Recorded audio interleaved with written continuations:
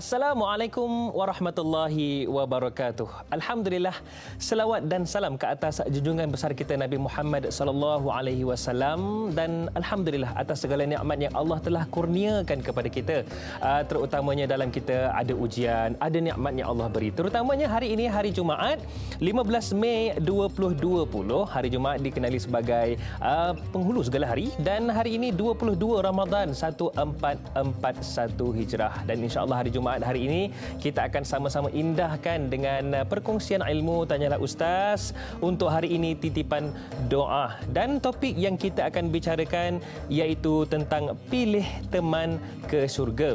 Dan saya yakin anda semua dalam keadaan sihat sejahtera. Dalam keadaan sihat pun kena jaga kesihatan. Cumanya kepada anda semua, saya tidak kesorangan yang akan memberi perkongsian yang memberikan kita kefahaman tentang topik kita hari ini, pilih teman ke syurga. InsyaAllah bersama dengan kita seorang yang saya anggap sifu lah.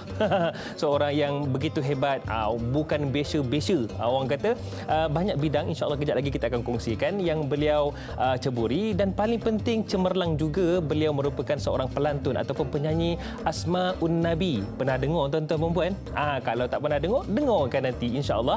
Kita bersama dengan Al-Fadhil Ustaz Muhammad Abdullah Al-Amin. Assalamualaikum Ustaz. Waalaikumsalam warahmatullahi wabarakatuh. Apa khabar kita? Siap-siap orang tua. Ya ke muda lagi ni. InsyaAllah. Bila Ustaz, insyaAllah banyak kita akan kongsikan tentang pilih teman ke syurga ni. Namun lebih indah jika kita sama-sama aminkan doa yang kita akan lihat VT ini. Jadi para penonton sekalian, sama-sama kita aminkan doa ini. Bismillahirrahmanirrahim. اللهم وفقني فيه لموافقة الأبرار وجنبني فيه مرافقة الأشرار وآوني فيه برحمتك إلى دار القرار بإلهيتك يا إله العالمين والحمد لله رب العالمين. Ya Allah, berikanlah aku kemampuan untuk hidup sebagaimana kehidupan orang-orang yang baik, dan jauhkanlah aku dari kehidupan orang-orang yang jahat, dan naungilah aku dengan rahmat-Mu hingga sampai ke alam akhirat demi ketuhanan-Mu, wahai Tuhan sekalian alam. Amin, amin, ya Rabbal Alamin. Para penonton sekalian, semoga dalam kehidupan kita ada sahaja yang menghampiri kita, terutamanya ujian, untuk menjadikan kita lebih baik. InsyaAllah kita akan tabah dan sabar dalam menghadapinya.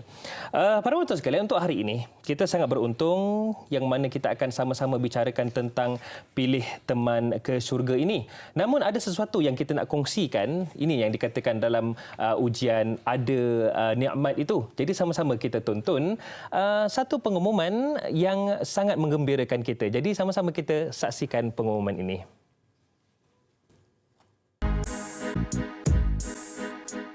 Solat Jumaat dan berjemaah yang dibenarkan di wilayah Persekutuan bermula esok mengehadkan jumlah jemaah kepada maksimum 30 orang berbanding beberapa negeri lain yang mengehadkan bilangan jemaah hanya 12 orang.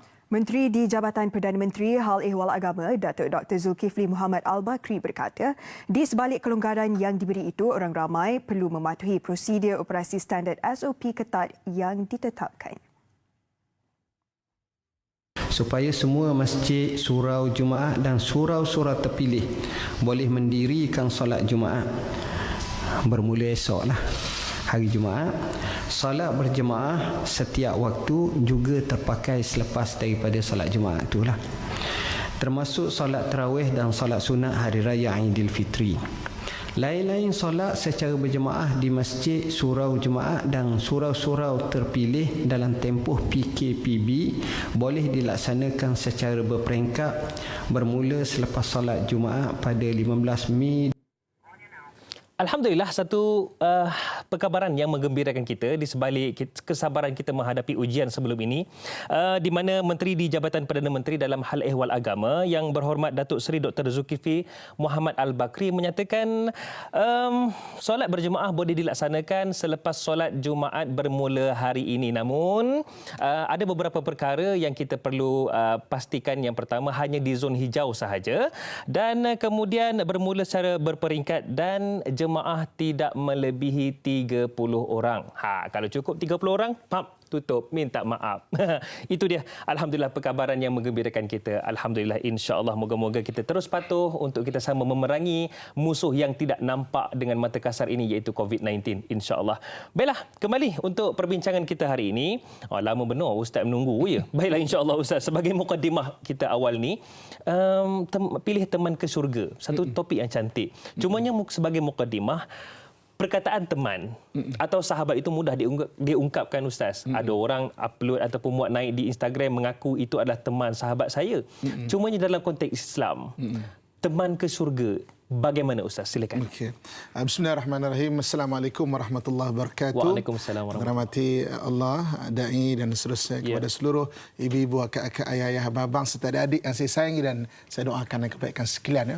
Okey, untuk sebelum kita kongsikan mengenai teman, sahabat dan sebagainya, kita tengok 5 peringkat. Maksudnya 5 peringkat macam mana alaqah insaniyah atau hubungan kemanusiaan ini berlaku dalam kehidupan kita sekeliling kita menurut hadis atau menurut Nabi SAW dan menurut apa yang diajarkan kepada kita. Okey.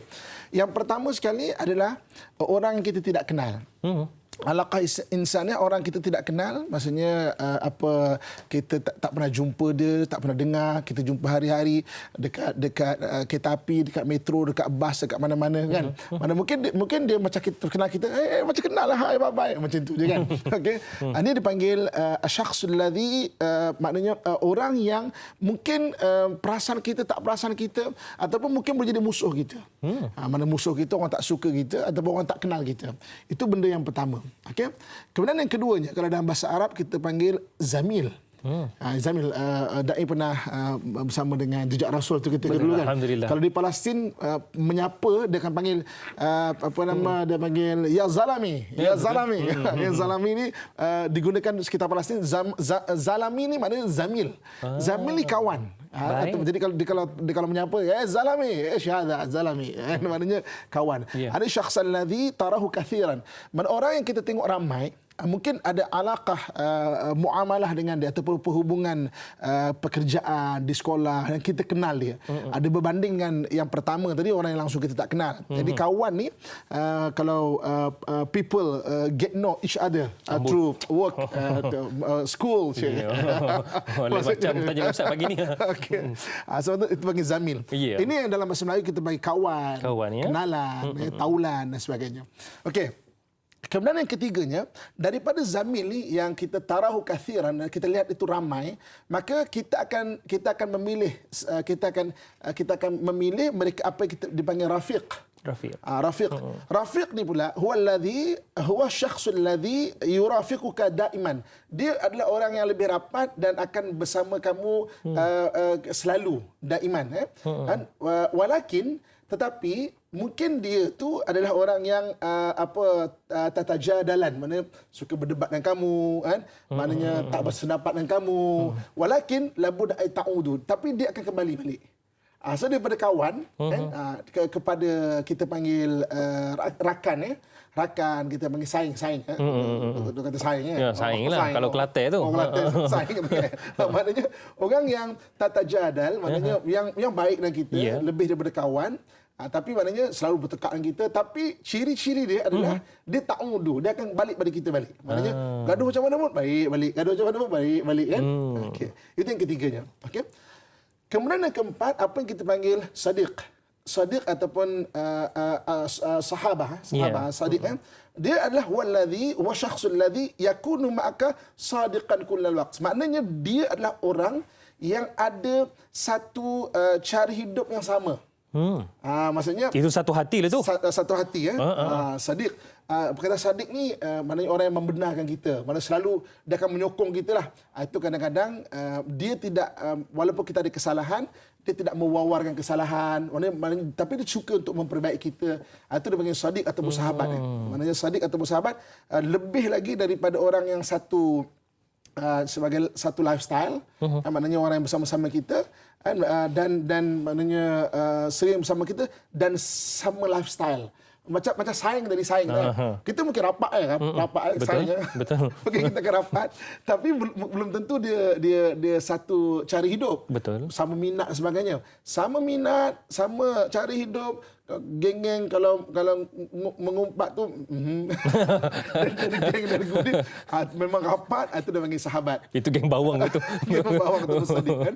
Ya. Dan yang tertinggi sekali apa yang dipanggil Habib. Masya-Allah. Habib ni adalah ini yang orang yang sayang dekat kita, yang kadang-kadang tak terungkap dengan mulut dia, tapi hati dia tu alaqah insaniah, maknanya hubungan hati itu sangat rapat dengan kita. Ini yang orang yang kita panggil sehidup semati kan. Jadi maksudnya mengorbankan melebihkan kita atau melebihkan kawan dia daripada diri dia sendiri kadang-kadang. Ini dipanggil Al-Habib kan. Sebab itu ibu-ibu, kakak, tuan-tuan sekalian kan, daripada orang yang tak kenal kepada, kita kalau bahasa Melayu kita panggil kawan kepada saing ataupun teman, kemudian kepada sahabat dan yang kelima Al-Habib. Al-Habib ni dalam bahasa Melayu ni kita nak sebut apa? Kalau ikut translate word by word dia adalah perkataan demi perkataan adalah kekasih. Tapi bila kita sebut kekasih di sini, kalau bahasa Melayu kita macam laki perempuan. Beladang jantina. Ini maknanya orang yang sayang dekat kita. Maknanya sayang dekat kita tu sayang sehingga dia nak bersama kita, mengorbankan diri dia untuk kita. Maknanya lebih rapat lagi. Ini kita boleh perhatikan contohnya apa yang ditunjukkan pada zaman Nabi SAW. Sallallahu alaihi wasallam. Bagaimana para sahabat, dan ada para sahabat maknanya memang semuanya sampai Al-Habib, maknanya bersama Nabi, ahibba, bersama-sama Nabi SAW, mengorbankan jiwa bersama Nabi SAW, membangunkan negara Madinah. Pada bilangan mereka tidak ramai waktu itu, tapi sampai boleh akhirnya maknanya menundukkan Rom dan Parsi. Masya Allah.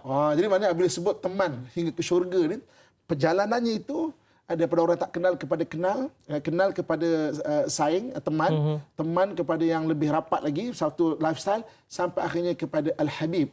Al-Habib ni orang yang sanggup mengorbankan jiwanya bersama-sama kita kerana satu matlamat, satu tujuan kan, dan satu maknanya apa yang nak dicapai sama-sama tu. Itu 5 perjalanan. Masya Allah. Itu dia. Mengikut apa yang Ustaz sebutkan dalam mukadimah ini pun, itu pun dah cukup bagaimana untuk mencernakan ataupun membuatkan kita berfikir. Para penonton sekalian, di sekeliling kita ramai orang yang kita kenal. Dalam 5 tingkatan ini, iaitu orang yang kita tak kenal, Zamil, Rafiq, Sadiq ataupun Habib. Siapakah mereka yang bersama dengan kita? Allahu Akbar, Ustaz ya. Saya pun terfikir kejap. InsyaAllah. Cumanya Ustaz, satu soalan yang sangat cantik di Facebook ini. Bila sebut tentang teman kawan ni, Mazni Hassan di Facebook tanyakan. Baik. Katanya, Assalamualaikum warahmatullahi wabarakatuh. Ustaz, da'i serta kru. Waalaikumsalam. Persahabatan dalam Islam merupakan hal yang penting. Bahkan seorang Muslim dianjurkan untuk berhati-hati dalam memilih dengan siapa dia berkawan. Ini bertepatan dengan sabda Rasulullah SAW yang bermaksud seseorang itu adalah berdasarkan agama sahabatnya. Maka perhatikan seseorang itu siapakah sahabatnya. Soalan saya, mengapakah Rasulullah SAW amat menitik beratkan akan hal pemilihan sahabat ini? Bukankah baik buruknya seseorang itu bermula dari asuhan di rumah? Adakah ada kesan juga daripada sahabat tu? Okey.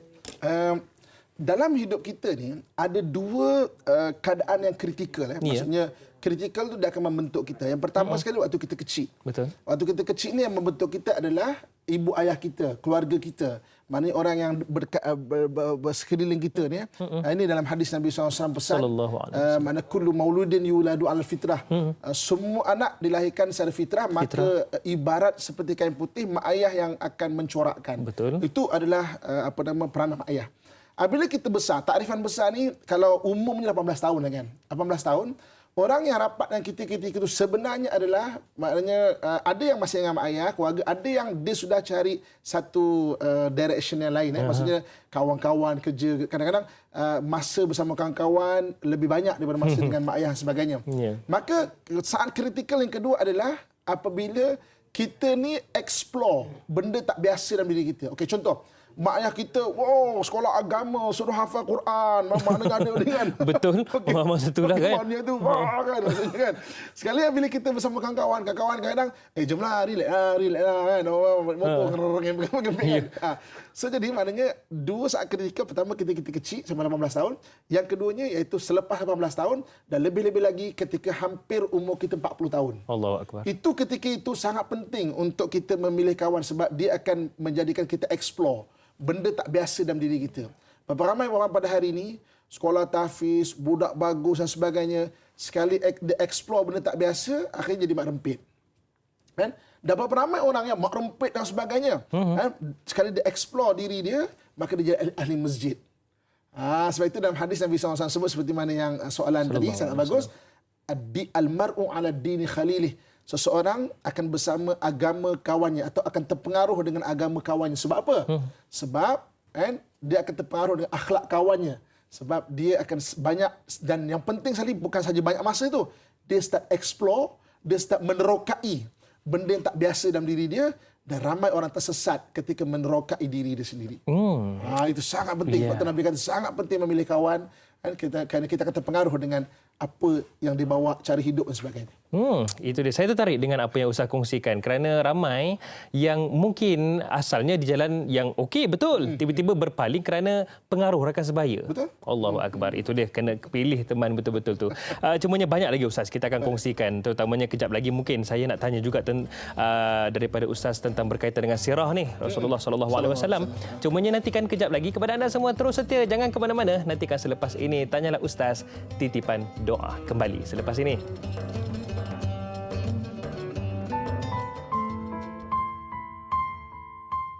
Bismillahirrahmanirrahim.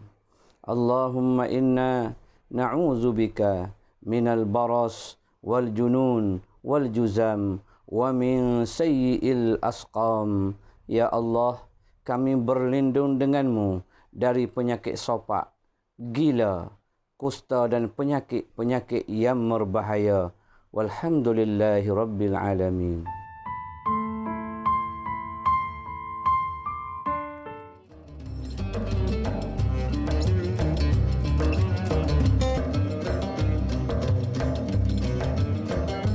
Alhamdulillah, para penonton sekalian, tak kira di mana sahaja anda berada, kini sedang menonton Tanyalah Ustaz, titipan doa. Paling penting hari ini kita bicarakan tentang pilih teman ke syurga.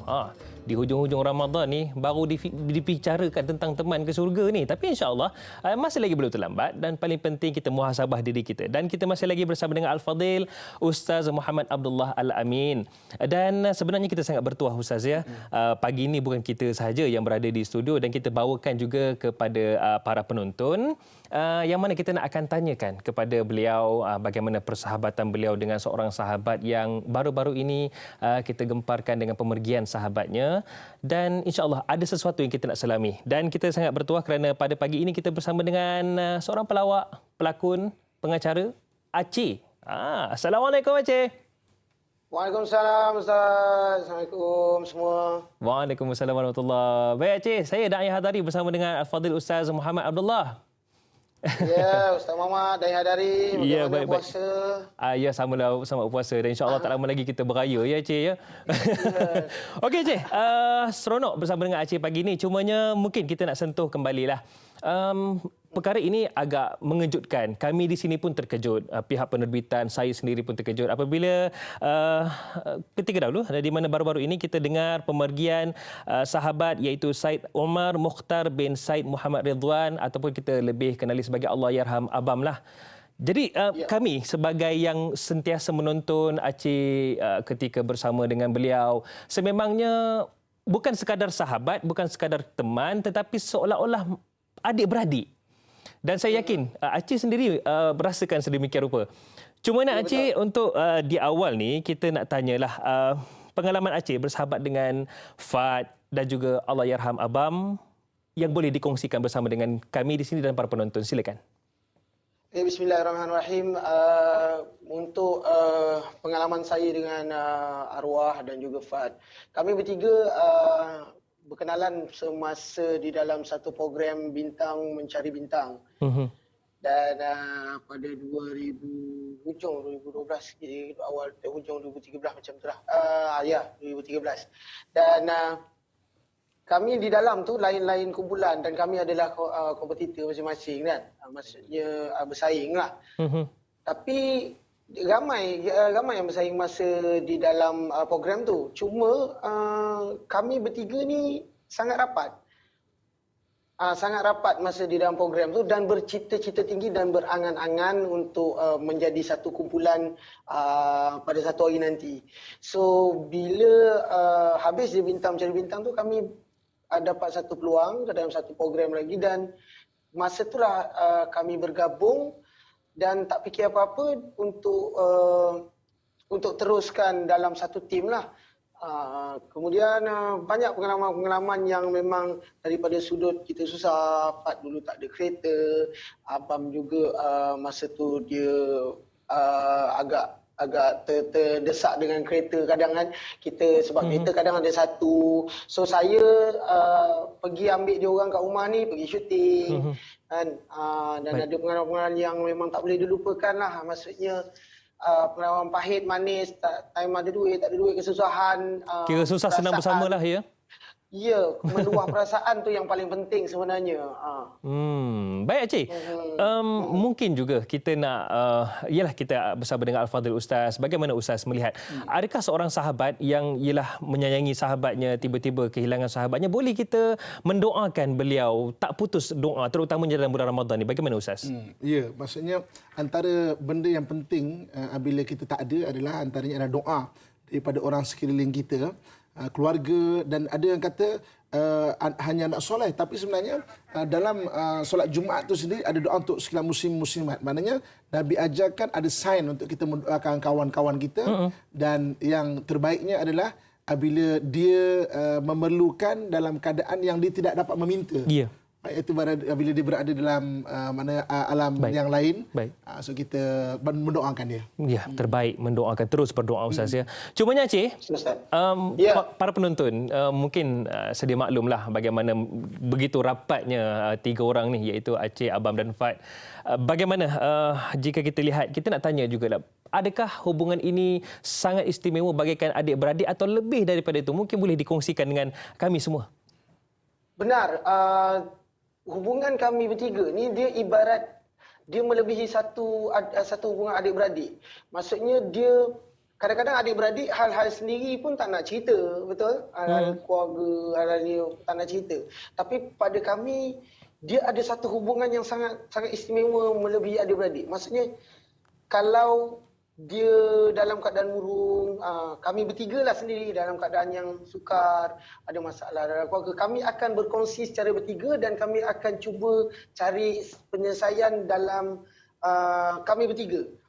So benda tu bukan sekali dua berlaku, setiap kali berlaku dan kami boleh kongsikan dan boleh solve problem tu secara bertiga. Itu hubungan yang sangat istimewa pada saya. Dan kadang-kadang bukan perkara di dalam industri saja. Dia melibatkan perkara-perkara peribadi juga. Kadang-kadang kita nak bercerita, benda tu kadang air keluarga, tapi bila kita bercerita, ada jalan yang dibincangkan dan diselesaikan dalam perbincangan kami bertiga. Itu sangat istimewa. Kadang-kadang kita dengan adik-beradik pun kita tak nak bercerita benda tu. Tapi dengan kami bertiga ni, kami akan bercerita benda tu dan boleh diselesaikan kebanyakannya perkara tu. Jadi itu yang best. Ya, itu yang kami memang kagum dengan melihat bagaimana ialah bukan sekadar tugasan di atas pentas, akan tetapi di luar tugasan pun bagaimana hubungan Aceh, Fad dan juga Allahyarham Abang itu sangat istimewa. Dan kita nak tanya juga sebagai soalan yang terakhir mungkin, cumanya mungkin dari hati, lubuk hati Aceh juga, bagaimana menasihati kami semualah, para penonton dan kami yang berada di studio ni, bagaimana untuk membina persahabatan yang kukuh serta tak akan goyah walaupun ribut melanda? Pertamanya menerima mereka seadanya. bersahabat dengan menerima mereka siapa dia pada saya, dan kita kena terima buruknya dahulu untuk kita perbaiki. Yang kita ni sendiri pun ada keburukan dan mereka perlu perbaiki kebaikan kita, keburukan kita. Bukan hanya kita berkawan dengan dia atas sebab imej dan juga sebab pribadi dia tersendiri. Pada saya lagi satu, susah senang bersama. Dan seterusnya, jika ada perbalahan, cepat-cepat minta maaf. Itu yang kami kekalkan daripada dulu sampailah arwah meninggal. Sehingga sampai sekarang pun, setiap kali pada awal Ramadan itu hari, saya dan Fat, kalau nak bermohon maaf bersama sendiri, kami akan masuk dalam grup yang masih ada nombor arwah. Dan kami memanggil-manggil seperti mereka, seperti arwah tu ada masih lagi. Hidup. So, itu saja jalan untuk kami mengubat kerinduan, kan. Selalu WhatsApp, video call WhatsApp kami bertiga, tapi kami tetap call juga di grup yang sama, namun berdua lah. Tapi itu cukup baik untuk mengubat kerinduan kami lah. Baik, insya-Allah Aceh, semoga terus mendoakan, sama kami pun akan terus mendoakan Allah yarham Abam, dan insya-Allah moga-moga kita akan bersama dengan beliau di syurga nanti. Amin ya rabbal alamin, insya-Allah. Baik, terima kasih Aceh kerana terus kerana bersama dengan kami pada pagi ini. Jangan lupa beraya tak boleh naik motor ya Aceh. Baik. Ya, lain kehidupan normal yang baru ni, insya-Allah. Okey Aceh, terima kasih. Assalamualaikum. Waalaikumsalam. Assalamualaikum Ustaz Adari. Assalamualaikum Ustaz Muhammad. Baik, Assalamualaikum warahmatullahi. Baik Ustaz, jika dilihat kepada apa yang dibicarakan, sempat untuk saya dapatkan apa yang pesanan daripada Aceh tadi, menerima seadanya, di mana Bilal bin Rabah berketurunan Habsyah. Dan sesungguhnya kita semua sedia maklum bahawasanya Bilal berketurunan daripada golongan hamba. Tetapi Rasulullah SAW apabila Bilal itu bersama dengan baginda bukan sekadar rapat, bahkan menjadikan Bilal itu satu taraf yang amat hebat, iaitu pelantun azan yang pertama. Bagaimana Ustaz melihat menerima siapa sahaja seadanya untuk sebagai sahabat? Okey, jadi kita dah bincang pergerakan ataupun tingkatan 5 tadi itu kan. Yeah. Okey. So jadi bagaimana Rasulullah SAW menganjurkan kita, kalau kita kenal seseorang itu bukan sekadar hanya sebagai kawan ataupun zamil kita sebut tadi ya. Jadi macam mana kita berusaha untuk naikkan taraf dia daripada zamil tu kepada Rafiq, daripada Rafiq kepada Sadiq dan kepada Habib. Sebab apa? Jadi apabila kita berkawan, kenal satu orang itu dan kita membawa mereka kepada satu nilai yang sama. Maksudnya diajak untuk kita melihat dengan kacamata yang sama, kacamata tauhid, kacamata agama. Jadi kacamata apa yang diturunkan oleh Allah Subhanahu Wa Taala. Ini menjadikan semakin ramai yang kita upgrade kan. Kita naik taraf, maknanya orang daripada kawan kepada Rafiq, kepada teman, kepada sahabat, kepada Al-Habib. Maksudnya ramailah akan bersama-sama kita dalam satu perkara itu. Dalam satu perjuangan? Dalam satu perjuangan. Allahu Akbar. Itu yang macam apa yang Aceh kongsikan tadi, dia bermula dengan kenal, dengan zamil. Betul. Nampak tadi dengan zamil kan dekat satu program. Kemudian bila dia telah mula kongsi, mana telah naik Rafiq. Kemudian apabila dia telah menerima keburukan dan saling memperbaiki, dan naik Sadiq. Mana dah naik Sadiq ataupun sahabat. Dan apabila terasa macam okey, lebih daripada adik-beradik yang memang sentiasa bersama dan sebagainya, itu dipanggil Habib. Maknanya dan kita upgrade daripada kawan zamil tu sampai kepada Al-Habib.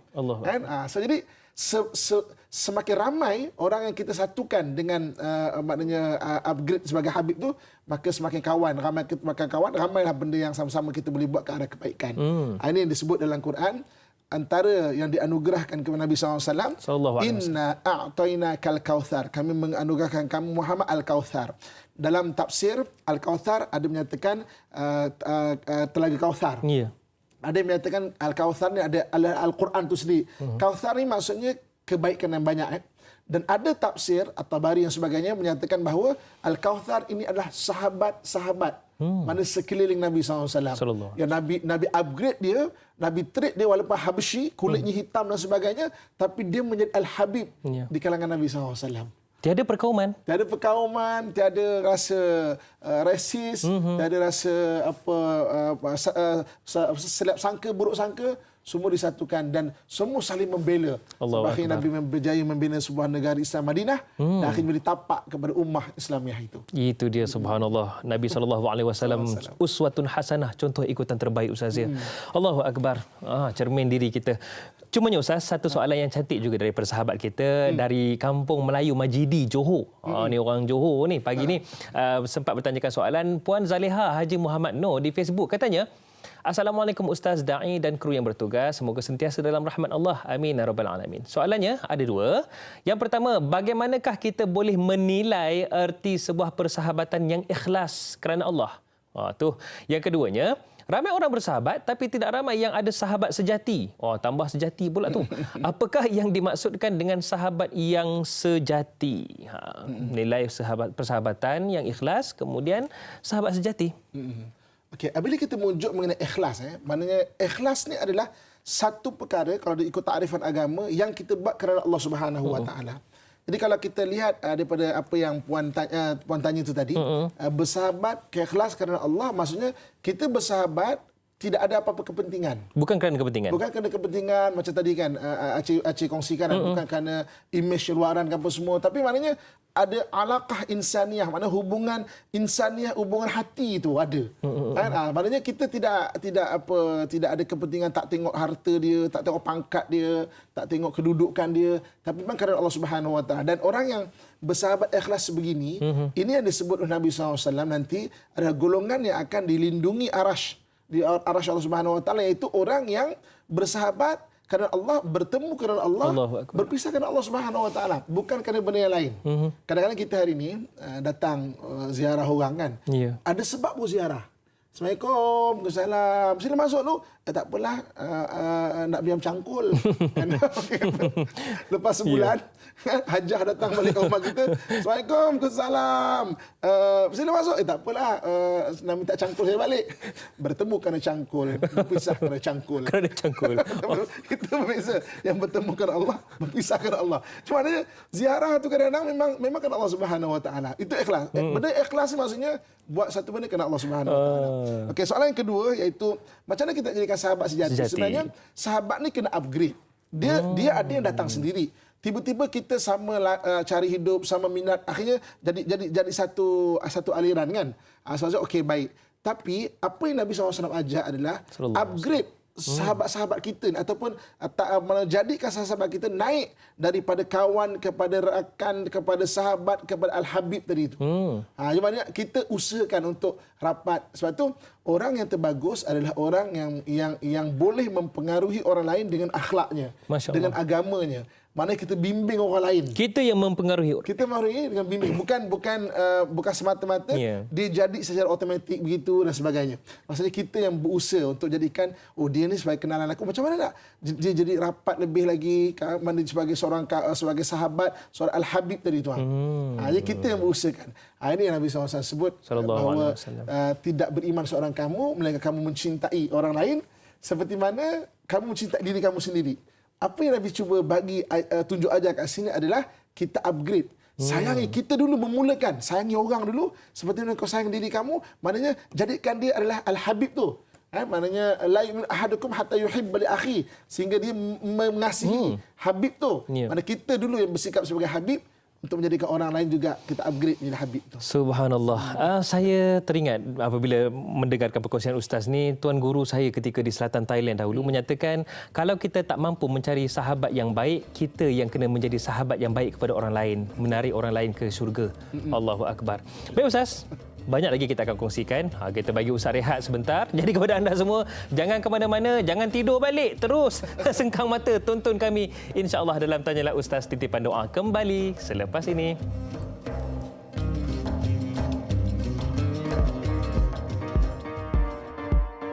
Nak pergi ke mana tu?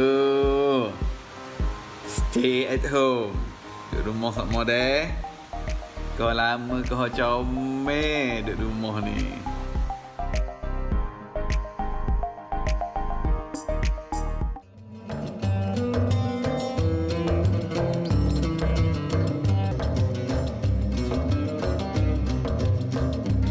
Alhamdulillah, para penonton sekalian, paling penting pada setiap pagi kita berdoa banyak-banyak kerana dalam bulan Ramadan ini adalah banyak ketika mana kita akan dimakbulkan doa. Terutamanya dalam bulan Ramadan juga dinyatakan sebagai bulan yang digandakan pahala.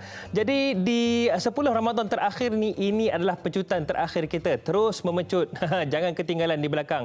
InsyaAllah kita akan menjadi hamba Allah yang terbaik dalam amalannya, terutamanya bulan Ramadan insyaAllah. Baiklah, masih lagi kita bicarakan tentang pilih teman ke syurga bersama dengan yang berbahagia Al-Fadhil Ustaz Muhammad Abdullah Al-Amin.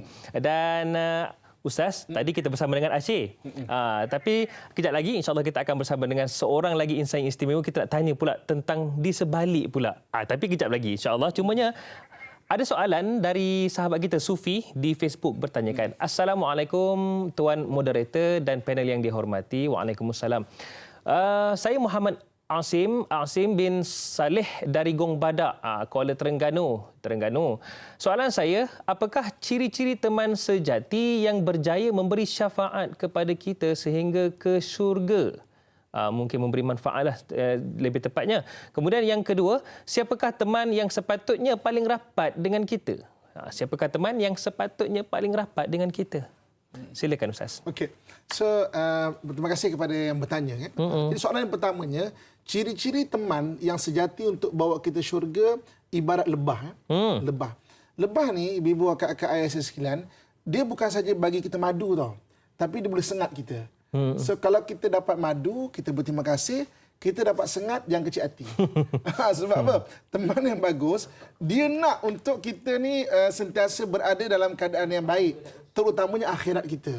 Sebab itu, berapa ramai orang pada hari ini, ketika dia berada dalam keadaan yang tinggi, kan, maksudnya dia rasa kawan tu adalah teman dia tau.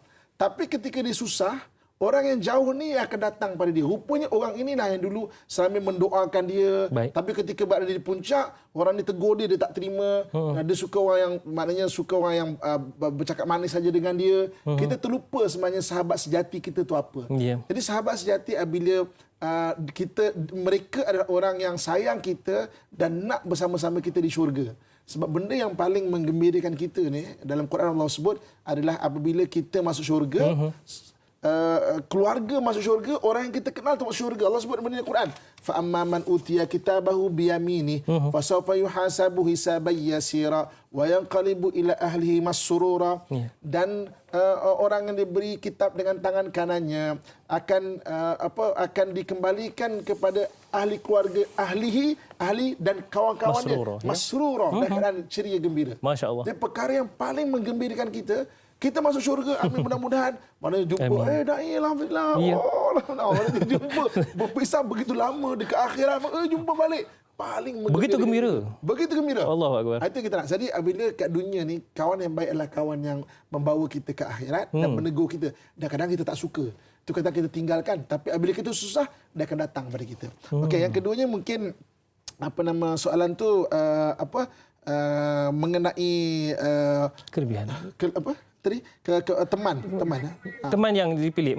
Ciri-ciri teman yang terpilih itu. Okey, ciri-ciri teman yang terpilih, pertama sekali orang yang memang akan bersama dengan agama kita, agama kita. So dengan dunia kita satu hal, dengan agama kita yang lebih penting lagi. Sebab macam tadi Aceh kan, terus mendoakan kawannya. Betul. Kan? Walaupun sudah tiada kan, kita semua terus mendoakan. Itu yang kita nak.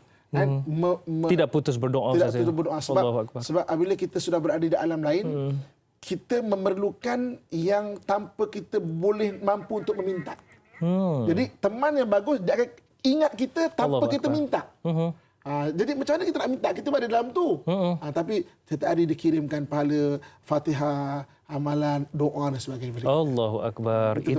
Itu yang dinyatakan sebagai yang memberi manfaat hinggalah ke syurga ya. Allahu akbar Ustaz. Susah nak dicari tapi tidak mustahil. Insya-Allah banyak-banyakkan berdoa. Baik Ustaz, kita sangat bertuah kerana bersama dengan kita pada pagi ini juga selain daripada Aceh sebentar tadi. Jadi kali ini kita bawakan pula saya membesar dengan mengenali beliau sebagai seorang komentator sukan. Kemudian alhamdulillah beliau juga ni yang dikatakan bukan biasa-biasa juga ni, merupakan stand up comedian dan alhamdulillah pagi ini bersama dengan kita. Beliau juga seorang pengacara yang saya kagumi. Kita bersama dengan yang berbahagia Hilmi Ashley. Hilmi, apa khabar? Assalamualaikum. Baik, Alhamdulillah. Waalaikumsalam, Ustaz. Allahu Akbar. Nampak clear muka saya, Nampak clear, Ya, betul nampak clear. Baik, Hilmi, bersama dengan saya Da'i Hadari dan kita ada juga Al-Fadhil Ustaz Muhammad Abdullah Alamin. Masya Allah. Assalamualaikum semua ustaz-ustaz yang dikasih. Allahu Akbar. Salam Ramadan. Waalaikumsalam warahmatullahi wabarakatuh. Baiklah Hilmi, mungkin pagi ini kita nak tanyakanlah dengan topik kita iaitu pilih teman ke syurga ni. Bagaimana Hilmi pengalaman, mungkin kalau ada pengalaman ataupun jelaskan mengalami pengalaman akibat kawan yang tikam belakang ataupun kawan yang menganiayai kita pula. Kita niat baik nak berkawan dengannya, tapi betul. tiba-tiba berlaku pula perkara yang kita tak sangka berlaku, iaitu kawan tikam kawan. Mungkin boleh kongsikan. Kawan. Allah. Itulah bercakap tentang kawan tikam kawan ni, belakang saya masih ada tikaman lagi, parut lagi. Parah sangat tu. Sebab saya tahu semua orang pun akan mengalami perkara sebegini, sebab ini berkaitan dengan adab lah seorang kan. Allah. Kadang-kadang orang tu mengambil kesempatan, bagi saya kawan tikam kawan ke kawan makan kawan ni pun sangat-sangat bahaya. Saya memang keadaan mungkin saya suka berseloroh, mungkin ialah sebagai pekerja pun kita sebagai pelawak dan sebagainya, kadang-kadang orang tak tahu menilai bila kita melawak dan bila kita serius. Kalau contoh kita pergi ada satu show ke apa ke, mungkin kita perlukan job tu, nanti kawan pula akan buat berseloroh, dia kata tak apa, dia dah kaya dah, dia tak perlukan job ni. Jadi kita rasa macam Allah, kenapa dia cakap macam tu? Jadi orang tu pun mempercayai. Itu yang bahaya juga. Kadang-kadang yang CP-CP ni pun impact pada kita. Ada juga kadang-kadang saya ada macam saya kadang-kadang buat travel jugalah kan, pergi ke tempat-tempat yang mana destinasi terutama di Balkan. Jadi bila orang bercakap nak pergi ke sana tu, dia macam tak apa, saya nak pergi ke tempat awak lah, rumah awak lah. Lepas sampai ke sana, tiba-tiba dia ambil kesempatan, dia order semua dekat rumah, buat keluar ni. Jadi kita rasa macam itu yang nak cakap kan, kita dah mengajak. Jadi saya kena melayan lah. Jadi banyak benda yang saya terpaksa, itu yang membuatkan saya lama-lama saya ada sifat, ini bahaya nak tanya Ustaz ni, dia pendam, lepas tu dia dendam. Dia dua dam ni. Dia macam dam haji tu tak apa, ni pendam, dendam. Jadi saya rasa macam, bila saya nak semayang tu pun, bila kita doa pada Allah tu, kadang-kadang terbayang muka orang tu, saya geram macam, ya Allah. Macam, kenapalah tak bagi bala ke dia. Jadi macam Allah. Itu yang sikap orang tu buatkan kita jadi dendam begitu. Kerana perkara-perkara sebegini. Mungkin dia tak fikir, apatah lagi babak hutang ni. Dia nak pinjam senang. Pinjamlah bro, RM10. Tapi bila kita nak minta tu, bro, saya ada masalah. Nantilah. Itu yang membuatkan macam mana tu Ustaz? Baik. Bagaimana Ustaz? Pedih tu, tapi ini realiti yang berlaku. Adakah kita boleh berdendam dan pendam? Silakan. Okey, maksudnya Hilmi adalah manusia. Kalau dia kata tak ada, tu maksudnya dia robot. Tak ada perasaan lah, kau tak ada perasaan. Maksudnya manusia biasa. Manusia biasa dia ada terasa hati, dia ada tersentuh, orang buat dia rasa macam rasa tidak adil, maknanya manusia biasa. Kan? Betul. Okey, kemudian jadi maknanya cumanya apabila kita faham kita manusia biasa, kita ada benda itu, maknanya Islam suruh ubat. So maksudnya dendam, terasa hati, sakit hati dan sebagainya, kalau tak ubat, dia akan memakan diri kita sendiri. Dia akan menjadi barah. Dan sebenarnya kenapa dalam Quran Allah SWT sebut bahawa fa'fu anhum, maafkan. Kenapa suruh maafkan? Kalau kita maafkan dia, kerana kita rasa tak adil. Dia buat aku senang, aku nak maafkan. No way man, kadang-kadang kan. Kita rasa macam tu. Tapi sebenarnya kalau kita memaafkan, kalau betul dia ada dosa dia tidak terhapus dengan mudah. Dia kena datang minta maafan kita. Tapi kita melepaskan bebanan hati kita. Sebab tu hari ni, ya Allah aku maafkan dia Allah. Tak boleh agam. Tapi maksudnya, aku maafkan dia Allah. Kita melepaskan bebanan hati kita. Dosa dia tidak mudah-mudah terhapusnya itu. Jadi kadang-kadang kita rasa tak adil. Mana boleh maafkan? Tak. Kita maafkan untuk diri kita, bukan untuk orang itu. Baik, saya yakin Hilmi pun nak tanyakan soalan ni. Jadi saya tanyakan untuk Hilmi lah. Adakah kita patut terus berkawan dengan insan tersebut? Okey. Jadi orang yang memberi mudarat pada kita, kita tak boleh putuskan silaturahim. Tak boleh silaturahim tu mana tidak boleh kita memusuhi dia, tapi kita menjarakkan diri. Menjarakkan diri bukan maksud kita putuskan silaturahim. Silaturahim apabila jatuh daripada zamil kepada musuh. Kalau kita musuhi, mengata dia, maknanya tak. Maknanya kita menjauhkan dia dah. Maknanya itu yang disebut dalam Quran, walaupun satu keluarga, lakum dinukum waliyadin. Kau agama aku, agama ni maknanya jalan hidup. Kau jalan hidup kau, aku jalan hidup aku. Kan? Semasa kita memilih satu untuk tidak bermusuhan, jadi kita menjarakkan diri ke arah itu. Ya, itu dia. Jadi kita telah kenal dia, ya, dah mengenali dirinya. Cumanya Helmi, mungkin di akhir ni kita nak tanyalah, bagaimana Helmi, pengalaman Helmi sendirilah bila berhadapan dengan situasi tersebut, apa yang Helmi lakukan bila dikhianati ni? Saya lebih ambil jalan berdiam diri lah. Bila saya bercakap, nanti orang ingat saya tak terasa hati. Dia kata dia buat lawak tu, tak ada. Bila saya berdiam diri tu, saya jauhkan diri. Tapi tiba-tiba dalam bilik, tiba-tiba terdengar. Sendiri-sendiri je dengar. Sedih. Jadi bila kawan, kadang-kadang kawan baik sendiri ada saya melibatkan. Yang jual kereta saya pun ada. Allahu Akbar. Dia pergi jumpa dekat, masa tu saya ada masalah sikit. Dia kata tak apa, nanti kita buat sound bayar lah. Saya ada kawan, tiba-tiba dia dah jual. Jadi benda tu kan kawan daripada kecil. Jadi saya fikir macam mana saya nak buat. Saya redha lah. Saya redha sampai dah satu tahap. Saya rasa terlalu beban dengan benda tu balik. Saya rasa terpaksa melupakan dia lah. Tu saya nak tanya, adakah kita lupakan dia adalah kita berdosa putus silaturahim ataupun saya ada dengar juga berkawan dengan, kalau kita baik, kawan baik akan jadi baik. Atau jahat, macam mana itu daripada segi itu? Ustaz jelaskan. Macam mana secara ringkas Ustaz? Macam tadi maknanya lakum dinukum waliyadin. Maknanya dia ada jalan hidup. Bukan dia. kita putuskan. Bukan putuskan. Tapi maknanya kita bawa jalan hidup kita. Dan dia jalan hidup dia. Itu lebih baik Ustaz. Ya? Baik. Baik Helmi, insya-Allah terus tabah sebab apa?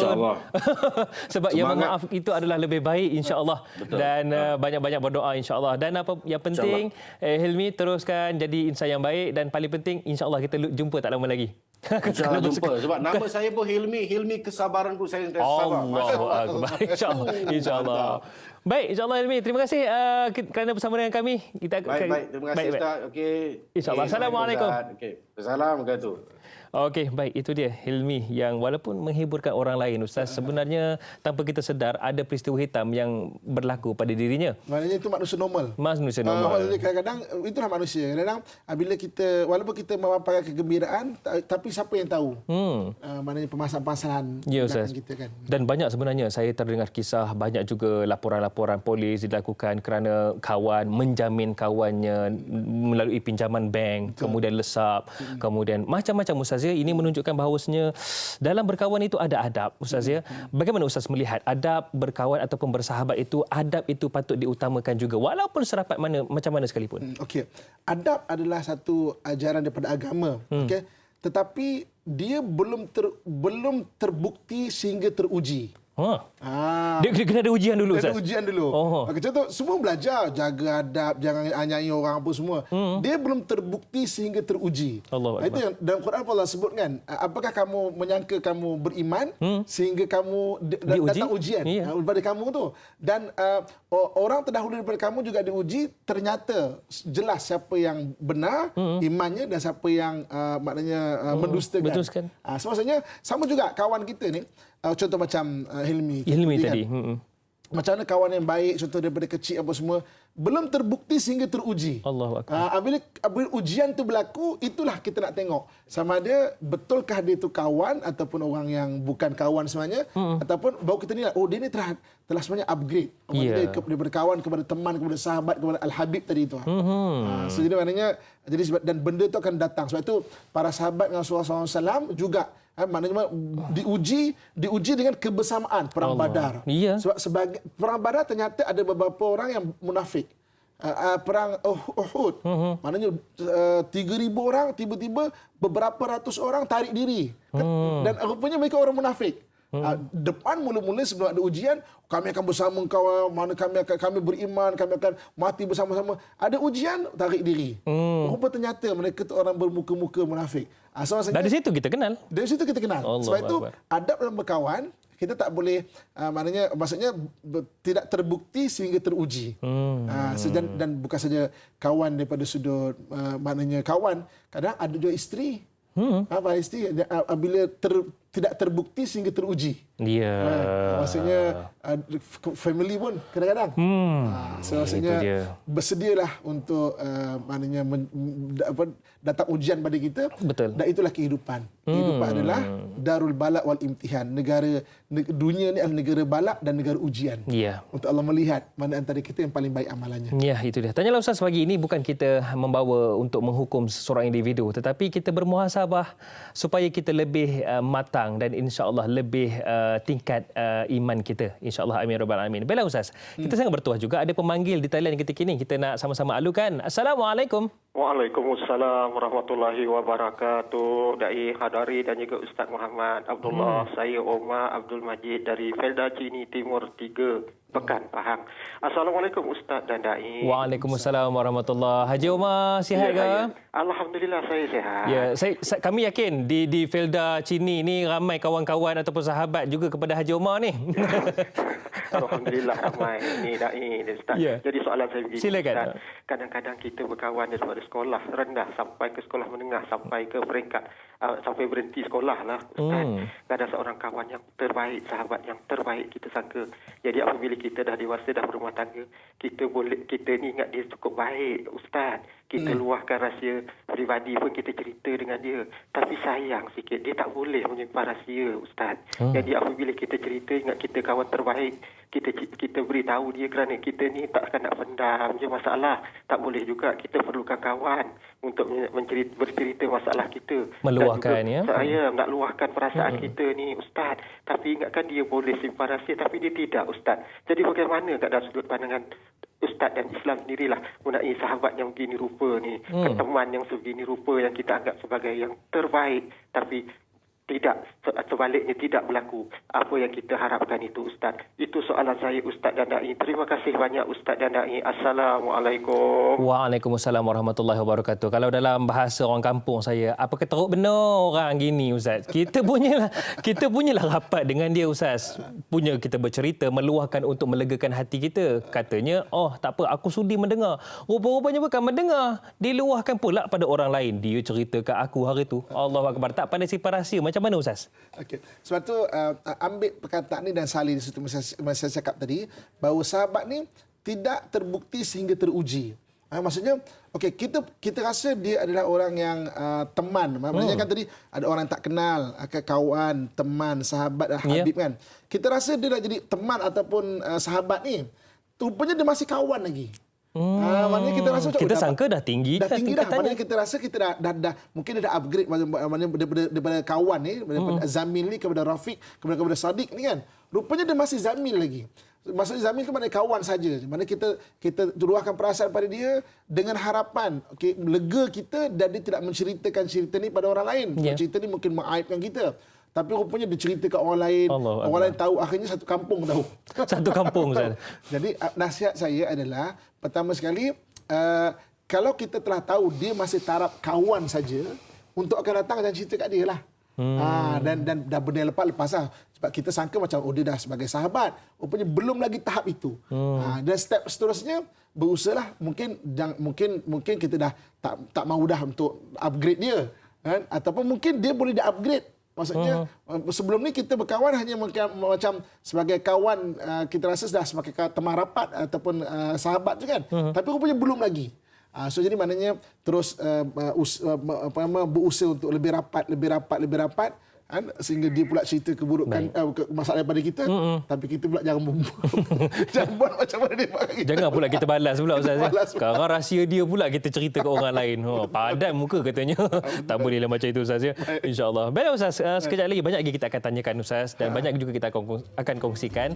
Cumanya para penonton sekalian, terus setia bersama kami. Tanyalah Ustaz, titipan doa kembali selepas ini.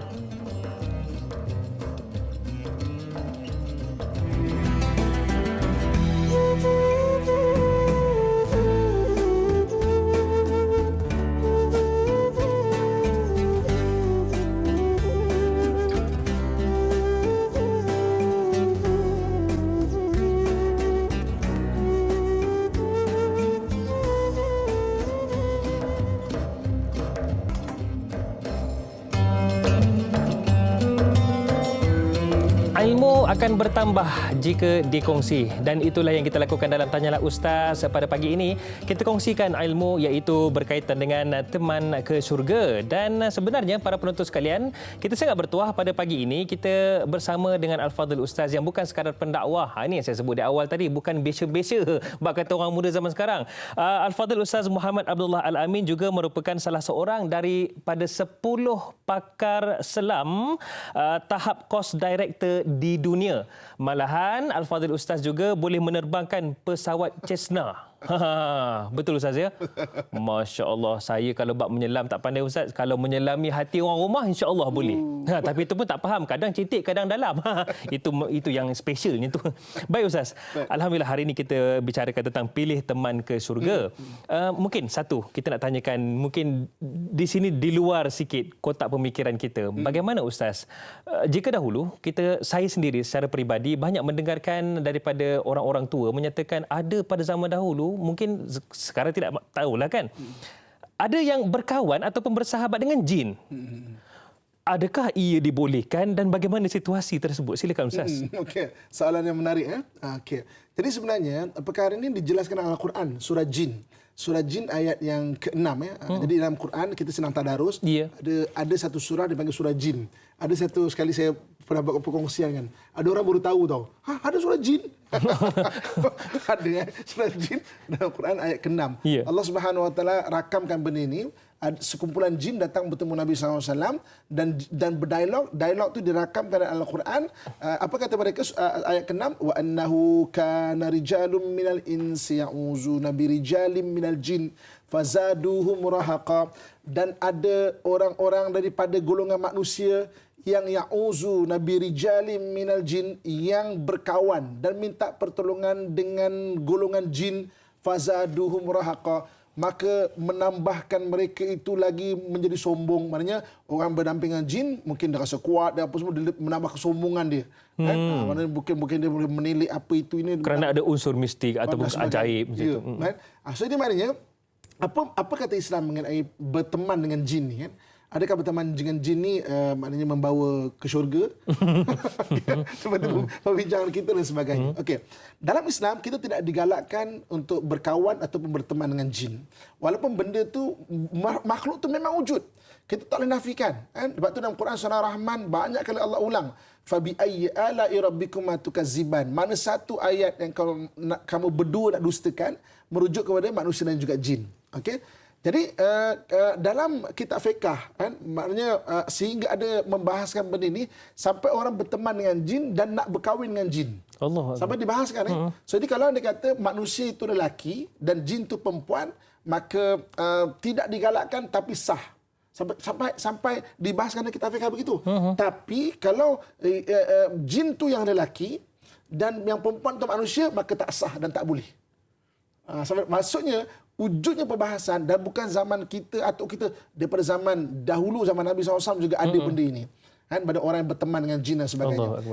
Okey, bayangkan cuba kita balik pada perkongsian Hilmi tadi. Alangkah manusia yang kita nampak, berkawan sejak kecil, kan? Senyumnya kita nampak, kan? Baiknya kita nampak. Berkongsi hobi mungkin. Berkongsi hobi, berkongsi masalah kita nampak. Kan? Pun ada yang dia sebenarnya bukan teman, tapi mungkin orang yang mungkin menikam di belakang dan sebagainya. Bayangkan jin yang tak nampak, macam mana kita boleh tahu dia tu adalah kawan, jadi teman, jadi sahabat-sahabat. Kan? Maknanya macam mana kita boleh tahu? Kan? Macam mana kita boleh pastikan benda itu? Benda yang tak nampak. Manusia depan pun banyak yang nampak depan mata pun boleh tikam belakang. Apatah lagi maknanya jin dan sebagainya. Allahu akbar. Sebab itu pada zaman Nabi Sulaiman ni yang menarik dia, Allah kurniakan bukan saja dia boleh maknanya memerintah manusia, tapi jin juga menjadi anak buah dia, jadi pekerja-pekerja dia, haiwan, binatang angin dan sebagainya. Dan zaman Nabi Sulaiman sendiri, Nabi Sulaiman hanya, maksudnya jin itu berkhidmat untuk Nabi Sulaiman. Bukan sebagai teman, kawan. Dan ada dalam kisah bagaimana Nabi Sulaiman pernah dikhianati oleh jin. Jadi mukjizat Nabi Sulaiman ini terletak pada cincin dia. Dalam kitab tafsir At-Tabari menyatakan bahawa Nabi Sulaiman kalau nak masuk ke tandas, dia akan beri cincin daripada isteri dia. Satu hari, jin menyerupai isteri dia. Jadi dia biasa kenal jin tapi nak takdir pada hari itu. Mana dia masuk, diserahkan cincin dia, dia masuk bilik air. Jadi apabila dia nak keluar, baru isteri dia betul sampai. Keluar tengok, mana cincin? Tak ada bagi saya pun. Dan Nabi Sulaiman hilang kekuasaan dan kerajaan selama 40 hari. Allah. Jadi jin yang menyerupai yang dapat cincin Nabi Sulaiman duduk di singgah sananya menyamar jadi Nabi Sulaiman. Walaqad fatanna li Sulaiman walqaina ala kursiyyihi jasadan thumma anab. Maknanya duduk atas singgasana dia. Dan orang-orang jin nak bunuh dia, orang manusia nak bunuh dia, orang-orang teman-teman sahabat-sahabat yang baik dengan Nabi Sulaiman bawa Nabi Sulaiman lari ke satu tempat yang selamat. Dan akhirnya jin tu ketakutan sendiri. Dia duduk tapi dia walaupun dah ada cincin Nabi Sulaiman, dia ketakutan sendiri. Macam, aku tak boleh ni. Maka dia melarikan diri dengan laut. Dengan takdir Allah, cincin itu terlepas, masuk ke dalam laut. Dengan takdir Allah, cincin itu dimakan oleh ikan. Ikan itu ditangkap oleh satu orang nelayan. Dan nelayan ni bawa ikan itu ke darat. Pengikut setia Nabi Sulaiman beli ikan ni. Masak, kata raja kita, sultan kita sedih ni. Tak apa, kita masak sedap-sedap lah. Ketika Allah Subhanahu Wa Taala maknanya takdirkan hidangan ikan tu sampai, ketika nak makan tu cincin tu ada dalam tu. Masya itu macam mana Allah mengembalikan balik mana kerajaan Nabi Sulaiman ni. Tapi apa poin nak cerita kat sini? Nabi Sulaiman yang memang kenal jin tu, memang kenal pun malahan penguasa tu memang confirm kenal, tunduk semua, pun dikhianati oleh jin. Macam mana kita sebagai manusia yang nak berteman dengan jin dan kita nak pastikan. Sebab itu banyak orang berkawan dengan jin ketika nak meninggal, susah nak meninggal. Itulah. Saya sendiri ada pengalaman. Allahu Akbar. Ada satu hari itu satu orang bawa, Ustaz, saya punya saudara ni Ustaz, susah macam dah nak meninggal. Saya datang memang betul dia kanser, tapi tak meninggal. Kanser ni sampai keluar dekat zahir ni. Maknanya dah berlubang badan, tapi tak meninggal. Badan ni dah macam mumia tu, daging tak ada, hanya tulang dengan kulit ni. Kanser tu sampai keluar tapi tak meninggal. Jadi bila saya datang dengan Allah SWT, kita pun bacakan beberapa ayat ruqyah. Badan ni bergerak ni. Kalau orang dulu dia ada cara dia, tapi kita baca ruqyah dan sebagainya, dengan izin Allah esoknya meninggal. Nak ceritanya, maknanya ada orang yang mula-mula memang hebat, ada kekuatan, tapi akhirnya dikhianati oleh jin, nak meninggal dan sebagainya. Dikhianati. Allahu Akbar, itu dia. Berhati-hatilah. Baiklah para penonton, rakyat Malaysia ada 33 juta manusia dan masih lagi ramai yang boleh menjadi teman kita dari golongan manusia. 33 juta insya-Allah. Baik Ustaz, seronok juga kita bawakan satu soalan ini cantik daripada Faizal Barcelona. Jauh benar ni Faizal Barcelona ni, katanya, Assalamualaikum Ustaz dan Da'i. Waalaikumsalam. Biasanya kita selalu berpesan kepada kawan-kawan, jika aku tiada di syurga, tolong cari aku di neraka. Lain macam ni. Soalan saya, bolehkah kita berpesan begitu? Dan adakah kawan kita di syurga boleh tarik kita masuk sama ke syurga Allah? Bolehkah tarik dari neraka ke syurga? Silakan Ustaz. Dalam bahasa Arab ni dia ada satu istilah dia panggil balaghah. Balaghah ni kalau dalam bahasa Melayu kita istilah sastra lah. Sebab itu bila kita baca kitab-kitab, kita baca Al-Quran tu sendiri, hadis Nabi SAW, kita tak boleh semata-mata terjemahkan word by word. Maksudnya perkataan demi perkataan. Dia ada balaghah. Yeah. Itu kelebihan bahasa Arab. Maknanya ada bahasa lain pun ada, termasuk bahasa Melayu. Jadi istilah yang digunakan macam, kalau tak jumpa aku di syurga, carilah aku di neraka, selamatkanlah aku. Itu istilah balaghah. Istilah balaghah itu mana? Bahasa sastra. Maksudnya apa? Kalaulah aku ni di dunia ni teruk, boleh tak bimbing aku untuk ke syurga? Sebab itu maksudnya. Itu maksudnya. Sebab apa? Orang yang Allah nak kurniakan syurga di akhirat, dia akan dapat syurga tu di dunia lagi. Allahu Akbar. Orang yang nak Allah kurniakan neraka di akhirat, auzubillah, dia akan dapat neraka tu di dunia lagi. Apakah antara dia? Ciri-ciri dia yang paling mudah untuk kita kenal adalah ketenangan hati. Sebab tenang ni adalah syurga yang dijanjikan. Jadi maksudnya, sebab tu tenang ni dipanggil al-jannatul ajilah, syurga yang didahulukan. Orang yang Allah akan kurniakan syurga di akhirat, dia akan dikurniakan syurga di dunia lagi, hidupnya akan tenang, bahagia. Dan cuba tengok, orang yang kehidupan dia, kalau bagi neraka ke akhirat, di dunia, hilang ketenangan, asyik bergaduh sana, bergaduh sini, tak ada ketenangan. Jadi, kalau tak jumpa aku di syurga, di dunia lagi kita boleh nampak. Kita tarik kawan kita, sabarlah, tenanglah, apa nak gaduh-gaduh. Kan maknanya kita tarik dia daripada tak tenang tu kepada tenang. Ini kawan yang bagus. Tak jumpa di syurga, di dunia lagi. Maknanya kita tarik berapa ramai kawan-kawan untuk dapat syurga. Dan tandanya di dunia adalah dikurniakan ketenangan. Dan sebab itu Allah SWT sebut dalam Quran kan, ya ayyatuhan nafsul mutmainnah, wahai orang yang mempunyai jiwa yang tenang, irji'i ila rabbiki radiyatan mardiyah, baliklah kamu kepada Tuhanmu dalam keadaan redha lagi diredai. Fadkhuli fi ibadi, masuklah kamu dalam golongan hamba-Ku. Wadkhuli jannati, masuklah kamu ke dalam syurga-Ku. Orang yang tenang bakal ahli syurga, Allah kurniakan ketenangan. Itu tandanya? Itu tanda dia. Oh, baik. Jadi kalau tengok kawan kita tak tenang, jangan turut tak tenang macam dia. Lebih baik kita tenangkan dia. Ya. Sebelum kita pun tak tenang. Itu dia Ustaz. Allahu Akbar. Moga-moga kita menjadi ataupun sahabat yang tenang insya-Allah dan menenangkan orang lain. Itulah syurga di dunia sebelum mendapat syurga di akhirat. Amin ya rabbal alamin. Baik Ustaz, ini satu soalan yang sebenarnya mewakili para penonton yang lain juga, iaitu daripada sahabat kita di WhatsApp. Katanya, Assalamualaikum Ustaz dan Da'i. Sebagai ibu bapa, adakah perlu kita sentiasa memantau anak-anak kita supaya memilih kawan yang terbaik? Ini mak saya pun selalu pesan dulu. Supaya tidak terjerumus dengan sikap kawan-kawan mereka melakukan perkara yang kurang baik dan merosakkan diri mereka sendiri. Mohon pencerahan Ustaz. Ini daripada aspek keibu-bapaan. Silakan Ustaz. Sebenarnya ibu dan ayah adalah kawan pertama kita. Kawan pertama kita. Sebab itu dalam hadis Nabi SAW sebut perkara ini. Nabi kata, la'ib waladaka sab'an. Bermain-mainlah dengan anak kamu sampai umur 7 tahun. Biar emosi itu stabil. Adib waladaka sab'an. 7 hingga 14, ajar dia adab. Ajar dia akhlak. Ajar dia ilmu. Wasahibuhu sab'an. Maka berkawanlah dengan dia, mana iktiraf kematangan dia 14 tahun ke atas. Jadi sahabat. Okey. Sayyidina Ali karamallahu wajah ketika menguraikan hadis ini, apa Sayyidina Ali kata, anak kamu 1 sampai 7 layan dia macam raja. Layan macam raja ni bukan kita peraja dia.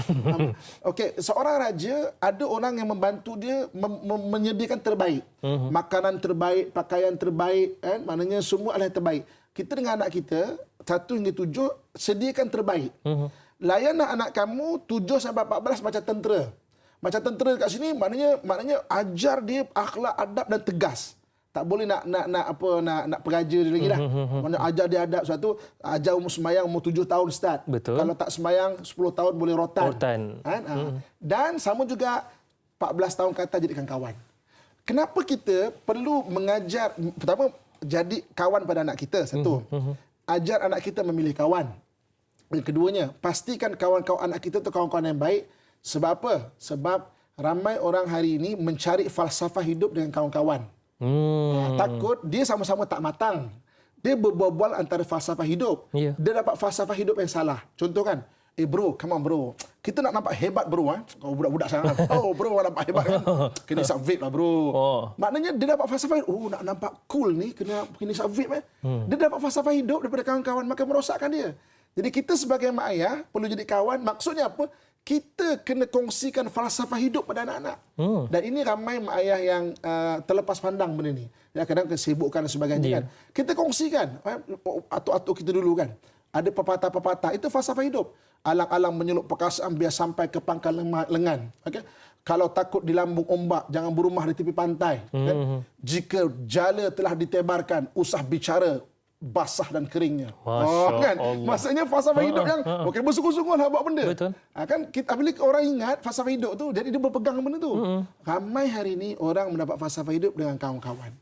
Sebab itu sebagai mak ayah, jadi kawan pada anak-anak, pastikan ajar anak-anak berkawan dan pastikan kawan anak-anak kita itu bagus.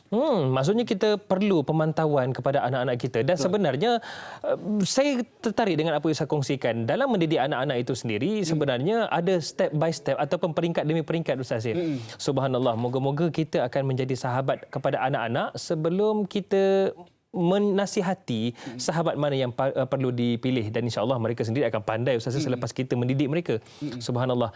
Baik Ustaz, satu soalan Facebook daripada Nur Yaya, penonton setia kita. Katanya, apakah hukum bersahabat antara lelaki dan perempuan bukan muhrim dan menganggap ikatan tu sebagai adik-beradik, abang angkat, kakak angkat, adik angkat?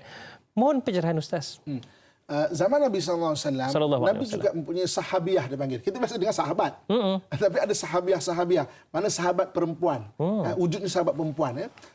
Para anbiya pun sama juga. Contoh macam Nabi Isa AS. Nabi Isa AS ni, dia ada satu orang sahabat perempuan yang bersama-sama dalam perjuangan dia. Nama dia adalah Maryam daripada kampung Majdal. Maryam daripada kampung Majdal. Dai pernah pergi dengan Rasul. Ataupun dikenali dalam nama barat sebagai Mary Magdalene. Saya pernah dengar tu. Jadi Maryam daripada kampung Majdal, kawan baik Nabi Isa AS dan berdakwah sama-sama Nabi Isa. Jadi kalau anda kata kita ada kawan lelaki dan perempuan yang bukan mahram, macam mana? Bolehkah jadi kawan baik? Boleh, dengan syarat dia kita naik tarafkan sebagai sahabat ataupun habib yang bersudut sama perjuangan, sama cita-cita, sama nak mendaulatkan benda yang sama, memperjuangkan benda yang sama. Jadi maknanya bukan sebagai hubungan individu yang dilarang. Tapi maknanya satu benda, satu pemikiran yang sama apa nak capai. Sebab Nabi juga ada sahabiah-sahabiah. Contoh, ada satu sahabiah Nabi bernama Khawlah binti Azwar. Khawlah binti Azwar, maksudnya orang yang mana berperang. Sama berperang tau. Maknanya dengan Rasulullah bersama Rasulullah sebagainya. Maknanya dia adalah orang yang berperang. Ketika zaman Rasulullah wafat, dia mengikuti peperangan dengan Rom dan dia pernah ditawan oleh tentera Rom. Masya-Allah. Jadi bila ditawan dengan muslimah-muslimah lain ni, dia mengetuai untuk melepaskan diri. Khawlah binti Azwar. Jadi maknanya bagaimana ada sahabat-sahabat atau sahabiah-sahabiah yang bersama Nabi SAW yang sama perjuangan. Cumanya dalam waktu sekarang jangan tertipu. Jangan sampai konon-konon sahabat, adik angkat, kakak angkat akhirnya merosakkan kita. Di mana upgrade daripada kawan tu kepada teman, sahabat atau al-habib di sini maknanya yang sama-sama lifestyle yang sama ke arah agama dan ke arah akhirat. Ya, itu dia. Niat tu penting Ustaz ya. Jangan tersasar dari apa yang sepatutnya. InsyaAllah. Baiklah Ustaz, kita rehat seketika dan kita tutup dahulu di TV3 dan insyaAllah kita akan bersama lagi dengan para penonton di TV9. Jadi kepada anda semua, biasakan diri untuk menjalani kehidupan norma baharu. Dakwah biar tanyalah Ustaz yang sampaikan. Biar tahu jangan keliru. Baiklah, kembali selepas ini di TV9. Tutup dahulu di TV3. Tanyalah Ustaz. بسم الله الرحمن الرحيم الأخلاء يومئذ بعضهم لبعض عدو إلا المتقين. Pada hari itu, sahabat-sahabat karib setengahnya akan menjadi musuh kepada setengahnya yang lain, kecuali orang-orang yang persahabatannya berdasarkan takwa, iaitu iman dan amal soleh.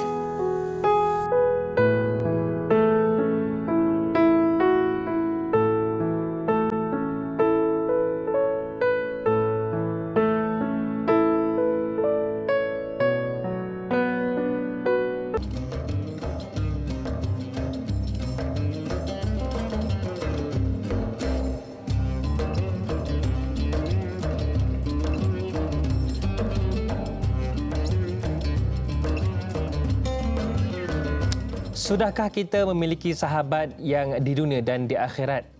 Satu pertanyaan yang mungkin menjentik hati kita. InsyaAllah mudah-mudahan sama-sama kita dapat jumpa yang membawa kita ke syurga. Amin ya rabbal alamin.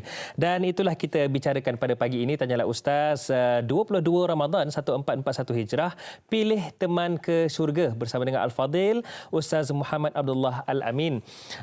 Baiklah, mungkin Ustaz kita nak bawakan soalan demi soalan. Cumanya para penonton, kalau ada soalan yang diajukan, anda boleh sahaja telefon kami, hubungi kami di 0377261603 ataupun boleh terus menggunakan aplikasi WhatsApp yang kami sediakan, iaitu nombornya 011123364480, atau boleh terus sahaja ke Facebook rasmi kami, iaitu Tanyalah Ustaz TV3. Boleh tonton secara langsung, boleh kongsikan juga apa sahaja yang dikongsikan oleh Ustaz sebagai manfaat bersama, insyaAllah. Amin ya rabbal alamin. Okey Ustaz, satu soalan yang cantik daripada sahabat kita ni, Fauzi Mat Lokman dari Subang Jaya ni, bila bertanyakan tentang sahabat Nabi Muhammad SAW, katanya beliau ada dua soalan. Yang pertama, kenapa hanya Sayyidina Abu Bakar dan Sayyidina Umar dimakamkan di samping Rasulullah SAW? Adakah mereka berdua yang terpilih sebagai teman Rasulullah ke syurga dalam beramai-ramai daripada ramai-ramai para sahabat yang lain? Yang kedua, syurga dan neraka adalah rahsia Allah. Bagaimana kita nak confirmkan, nak pastikan dengan orang yang kita berkawan itu adalah teman kita yang bawa kita ke syurga? Sebab kadang-kadang ada juga penampilan seperti ustaz, tetapi hakikatnya seorang yang fasik. Panas soalan tu. Sila. Okey, baik. Okey, terima kasih kepada yang bertanya. Yeah. Okey. saya tertarik dengan soalan yang pertama, iaitu kenapa Sayyidina Abu Bakar dan Sayyidina Umar saja yang dimakamkan bersama Nabi SAW. Okey, untuk pengetahuan kita, ya, makam Nabi SAW adalah berada di rumah Sayyidatina Aisyah. So, maksudnya, jadi kalau kita lihat makam Nabi itu sebenarnya itu adalah rumah Sayyidatina Aisyah. Itu tapak rumah? Tapak rumah. Okey, kalau kita ingat balik siapa yang pernah pergi ke Madinah, dan mudah-mudahan akan buka balik makam Madinah itu pergi. Amin, insyaAllah. So, maksudnya, bermula Raudah tu adalah bermula masjid Nabi. Makam Nabi itu bermulanya rumah keluarga Nabi. Jadi rumah Sayyidatina Aisyah, belakangnya rumah Sayyidatina Fatimah, depan tu yang kalau kita orang lelaki lalu makam itu adalah rumah Hafsah. Sayyidatina Hafsah, mana isteri Nabi. Belakang tu ada Ummu Habibah dan sebagainya. Maknanya situ semua adalah rumah keluarga Nabi. Jadi ketika Nabi SAW sakit, Nabi SAW meminta izin untuk duduk di rumah Aisyah. Dan Rasulullah SAW wafat di situ. Dan Nabi dimakamkan di situ. Okey. Jadi naik khalifah yang pertama iaitu Sayyidina Abu Bakar. Sayyidina Abu Bakar ni adalah ayah kepada Sayyidatina Aisyah. Jadi ketika Sayyidina Abu Bakar mulai sakit, dia minta izin kepada anaknya, boleh tak? Maknanya aku ni nak dimakamkan kalau meninggal besok di sebelah makam Nabi. Maka Aisyah sebagai ayah dia, tak apa, boleh wahai ayah dia. Jadi maknanya masih lagi bilik. Jadi maksudnya kalau kita boleh bayangkan 1400 tahun dulu, macam bilik kita dan makam tu di situ. Jadi makam ayahanda dia iaitu Sayyidina Abu Bakar. Okey. Kemudian naik Sayyidina Umar radhiyallahu anhu arda. Sayyidina Umar radhiyallahu anhu arda meninggal dia bukan mengejut. Dia ditikam oleh satu orang yang tak suka dengan dia, oleh satu orang Yahudi, Abdurrahman bin Muljam. Dia ditikam. Jadi ketika beberapa hari luka tu, dia minta izin kepada Sayyidatina Aisyah, boleh tak kalau aku meninggal dimakamkan di situ. Jadi Sayyidina Umar dengan Aisyah tidak ada, Sayyidatina Aisyah tidak ada hubungan kekeluargaan. Jadi Aisyah memberi izin. Jadi ketika Sayyidina Umar dimakamkan di situ, bermulalah Sayyidatina Aisyah membuat dinding. Maksudnya sebab bukan keluarga, bagi dia macam dia nak buka aurat dan sebagainya, dia buat dinding. Jadi maknanya bermula di situ. Jadi maknanya kawasan bilik Aisyah tu dah bagi dua dah untuk makam. Dan ketika Sayyidina Umar meninggal, diganti dengan Sayyidina Osman. Mana Sayyidina Osman panjang begitu. Waktu tu dah perkuburan Baqi' tu dah mula establish, apa panggil, dah ramai orang dimakamkan. Dah wujudlah perkuburan Baqi' tu. Dan Sayyidina Osman tidak meminta kepada Aisyah untuk dimakamkan kat situ. Jadi sebab tu kalau ketika Sayyidina Osman wafat, maka dimakamkan di Baqi'. Okey. Sayyidina Ali, ketika itu Sayyidina Ali naik khalifah yang keempat. Sayyidina Ali ni dia memerintah Kufah dan Basrah, maknanya Iraq sekarang. Dan akhirnya meninggal dan dimakamkan di sana. Jadi maknanya bilik Sayyidatina Aisyah tu, maknanya Rasulullah, Sayyidina Abu Bakar, Sayyidina Umar, dan ada satu lagi kosong. Tidak diminta. Itu para ulama sirah kata, satu itu nanti untuk Nabi Isa AS. Tapi itu pandangan ahli sirah, tidaklah termaktub mesti, wallahu a'lam. Tapi mana berada di situ. Situlah kenapanya, bukan maksudnya hanya dua orang sahabat ni, itu daripada sudut sirah dia. Dan yang lain banyak dimakamkan di Baqi', dan juga banyak dimakamkan di luar, maknanya kota Madinah dan kota Mekah. Itu soalan yang pertama. Okey, yang keduanya, macam mana syurga dan neraka tu rahsia Allah SWT. Macam mana kita nak tahu dia tu teman betul-betul di syurga? Nampak pakai serban kopiah ke songkok macam dai ni. Tapi salah juga tu. Dalam hadis, Nabi pernah ditanya benda ni. Rasulullah, kita tak tahu kita di syurga ke neraka. Macam mana Rasulullah? Apa kata Nabi SAW menjawab soalan ni? Soalan ni sebenarnya pernah ditanya 1400 tahun lepas. Kullun muyassarun lima khulika bihi. Setiap orang akan dimudahkan dengan apa yang ditakdirkan, mana apa diciptakan pada dia. Maksudnya, kalau kawan kita selalu ahli surau, ahli masjid, kita boleh nampak sign itu. Kita boleh nampak tanda-tanda, kita tak boleh confirm kan, tapi kita boleh nampak tanda-tanda tu. Kita pergi bawa bantuan buka puasa, kita bawa bantuan menolong orang susah, dia ada bersama-sama. Maknanya dia berada dalam keadaan yang maknanya beramal. Maknanya kita boleh saksikan dia. Tapi kalau kita berkawan, kita barat lah, kita bukan kaki karaoke, kaki yang mana tak rapatkan surau, kita nampaklah sign-sign tu. Kan? Jadi pada ketika meninggal, mungkin dia okey, mungkin tak. Tapi sign-sign kita nampak, Saya. So dia kullun muyassarun lima khuliqa bi. Setiap orang akan dimudahkan dengan apa yang dia tu ditakdirkan lah. Sebab tu kalau kita boleh faham, kalau kita ni kita nak jadi baik, tapi selalu jarang pergi ke masjid, ke surau atau buat benda baik, kita dapat sign, aku kena ubah benda ni. Baik, rentetan daripada apa yang Ustaz ceritakan daripada sirah ini, saya nak tanyakan satu soalan juga berkaitan dengan sirah. Abdul Rahman bin Auf, luka yang sangat banyak dinyatakan oleh para ulama sirah, menyatakan sehingga 20 luka tetakan di belakang tubuh badan ketika melindungi Rasulullah ketika dalam perang Uhud. Selepas mana berlakunya serang hendap itu. Jadi Ustaz, apa yang kita dapat lihat Abdul Rahman bin Auf ini, beliau mengutamakan kepentingan orang lain, iaitu keselamatan Rasulullah. Jadi soalan saya, mengutamakan keperluan orang lain melebihi diri sendiri adalah sifat seorang sahabat yang baik. Apa komen Ustaz? Okey. Jadi kita ni memang disuruh untuk belajar mendahului orang lain. Sebab apa? Benda yang kita beri, benda tu tak habis. Benda yang kita simpan, benda tu yang akan habis. Pada kita, benda kita simpanlah, kita punya tak. Benda kita beri itu kekal sampai akhirat. Benda kita berikan. Sebab itu kita disuruh belajar untuk memberi. Kan? Sebab benda yang kita beri, benda itu akan kekal sampai ke akhirat. Okay? Dan kita boleh tengok macam mana Sayyidina Abdul Rahman bin Auf melindungi Nabi SAW sampai maknanya membahayakan diri dia. Itu satu contoh macam mana belajar untuk memberi dan benda itu tak rugi pun. Macam mana Allah sediakan takdir-takdir yang baik dan hebat untuk orang yang berkorban ni, mana orang yang memberi ni. Sebab hidup kita dengan takdir sebenarnya. Betul. Kita nak Allah kurniakan kita takdir yang baik. Jadi kalau kita nak buat kurniakan takdir yang baik, kita buatlah banyak benda-benda baik. Kecuali dalam satu benda saja. Apa tu Ustaz? Dahuluilah orang lain kecuali satu benda je kata dalam syariat. Apa dia? Dalam bab ibadah. Ibadah khusus ibadah khusus dulukan diri kita. Contoh kan, datang masjid kan, soft pertama, dulukan diri kita. Jadi tak silakan. Pada kita memang malas. Tambah sekarang 30 orang je Ustaz. Silakan. Habis lagi tu. Kecuali dalam bab ibadah. Dalam bab ibadah khusus khusus maknanya dulukan diri. Itu diajar. Yang lain belajar mendahulukan orang lain kecuali dalam bab ibadah khusus. Itu dia. Betul juga Ustaz ya. Dalam bab tu janganlah pula silakan.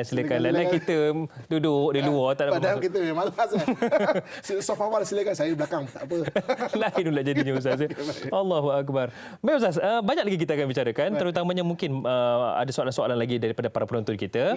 Jadi insya-Allah kepada anda semua terus setia bersama dengan kami. Kembali lagi selepas ini Tanyalah Ustaz, titipan doa.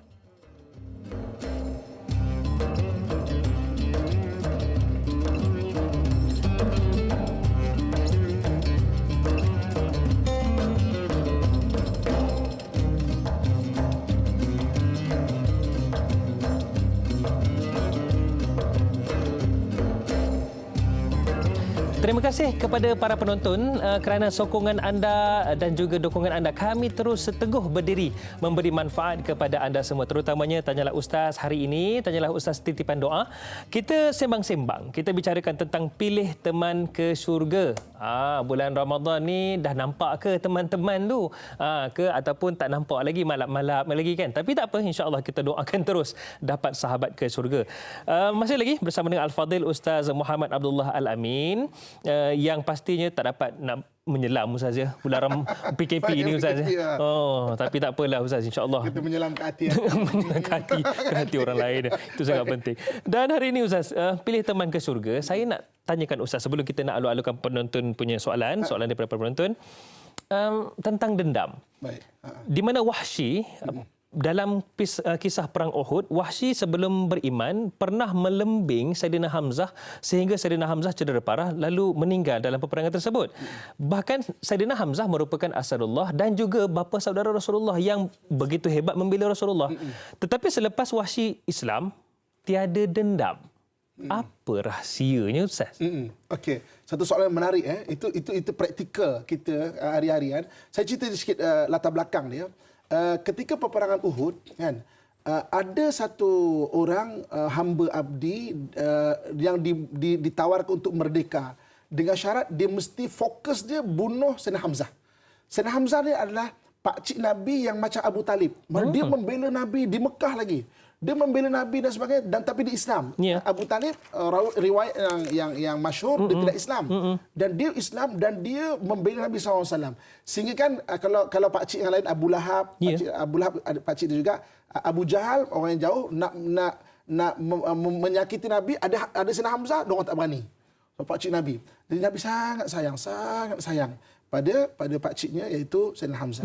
Jadi ketika peperangan Uhud berlaku pada tahun 3 Hijrah, satu orang bernama Wahsy dia tugaskan untuk khusus memang kau bunuh Sayyidina Hamzah, maka dia melembing Sayyidina Hamzah yang akhirnya syahid Sayyidina Hamzah.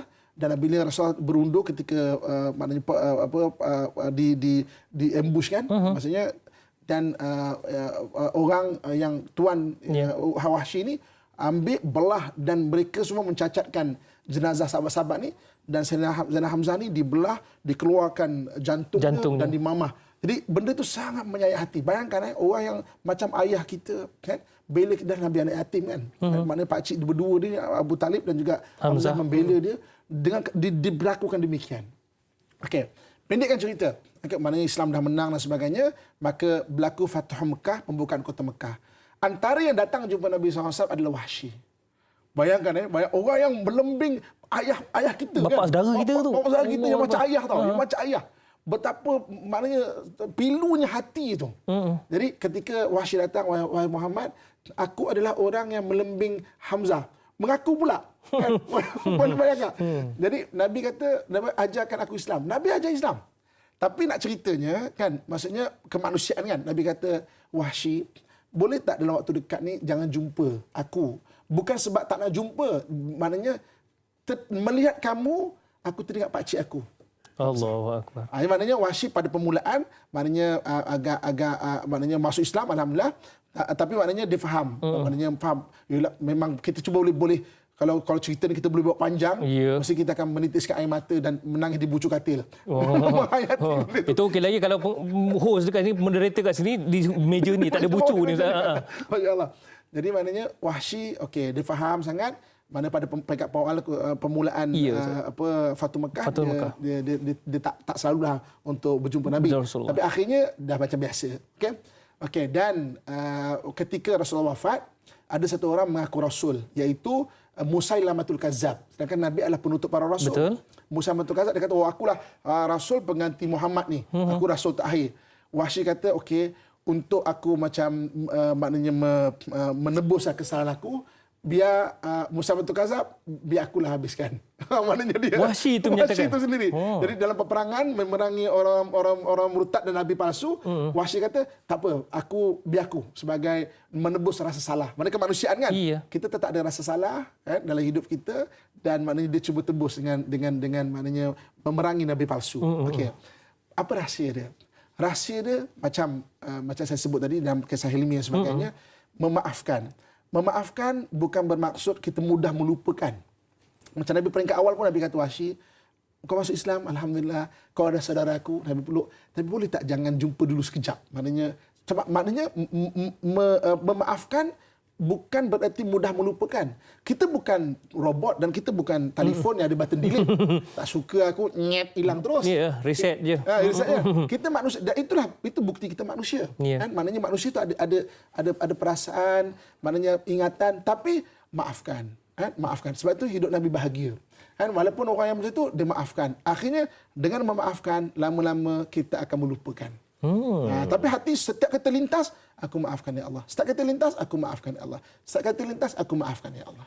Jadikan memaafkan orang lain dan memaafkan diri sendiri sebagai tabiat dan kebiasaan. Sebelum tidur. Maaf ya Allah, aku maafkan semua orang yang buat kesalahan pada aku ya Allah. Kita akan tenang. Baik Ustaz. Perkataan hanya 4 huruf iaitu MAAF, maaf, tapi sangat sukar untuk nak dilakukan Ustaz ya. Termasuklah da'i ni Allahu Akbar. Masih belajar insya-Allah. Baik Ustaz, satu soalan yang cantik juga daripada sahabat kita daripada di WhatsApp kita ini, katanya, Assalamualaikum Ustaz, nak tanya, macam mana ya kalau kita mempunyai sahabat yang tak mampu untuk tegur kesilapan ataupun kekhilafan. Contoh bab aurat, bab solat. Kita dalam masa yang sama nak jaga hati tapi terkesan dengan perbuatan dia yang kita tak mampu tegur. cuma mendoakan dalam hati dan tunjuk peribadi yang baik untuk dia ikut. Kalau cakap tak salah, tak cakap salah, macam mana tu Ustaz? Okey, sebagai seorang kawan, kadang-kadang kita susah nak tegur. Sebab apa? Kita kawan dah kongsi banyak benda, cuma kita belum membina jembatan macam mana menegur. Menegur ni dia satu kemahiran. Dia ada 3 step dia. Okay? Yang pertama, apa yang saya mudahkan bahasa, dia bina jembatan.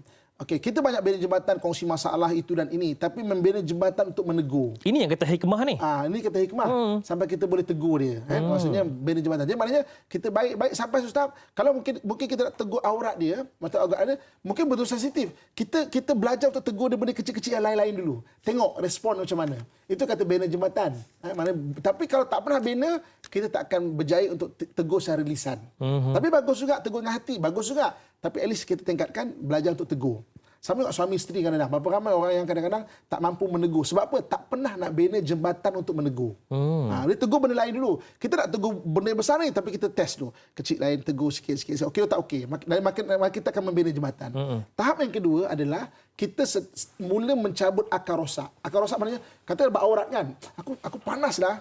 Oh, tak, mana dia panas. Kalau biasa kan okey. Maknanya, cabut akar rosak daripada dia yang kata, kenapa aku tak buat macam ni? Tak buat macam ni.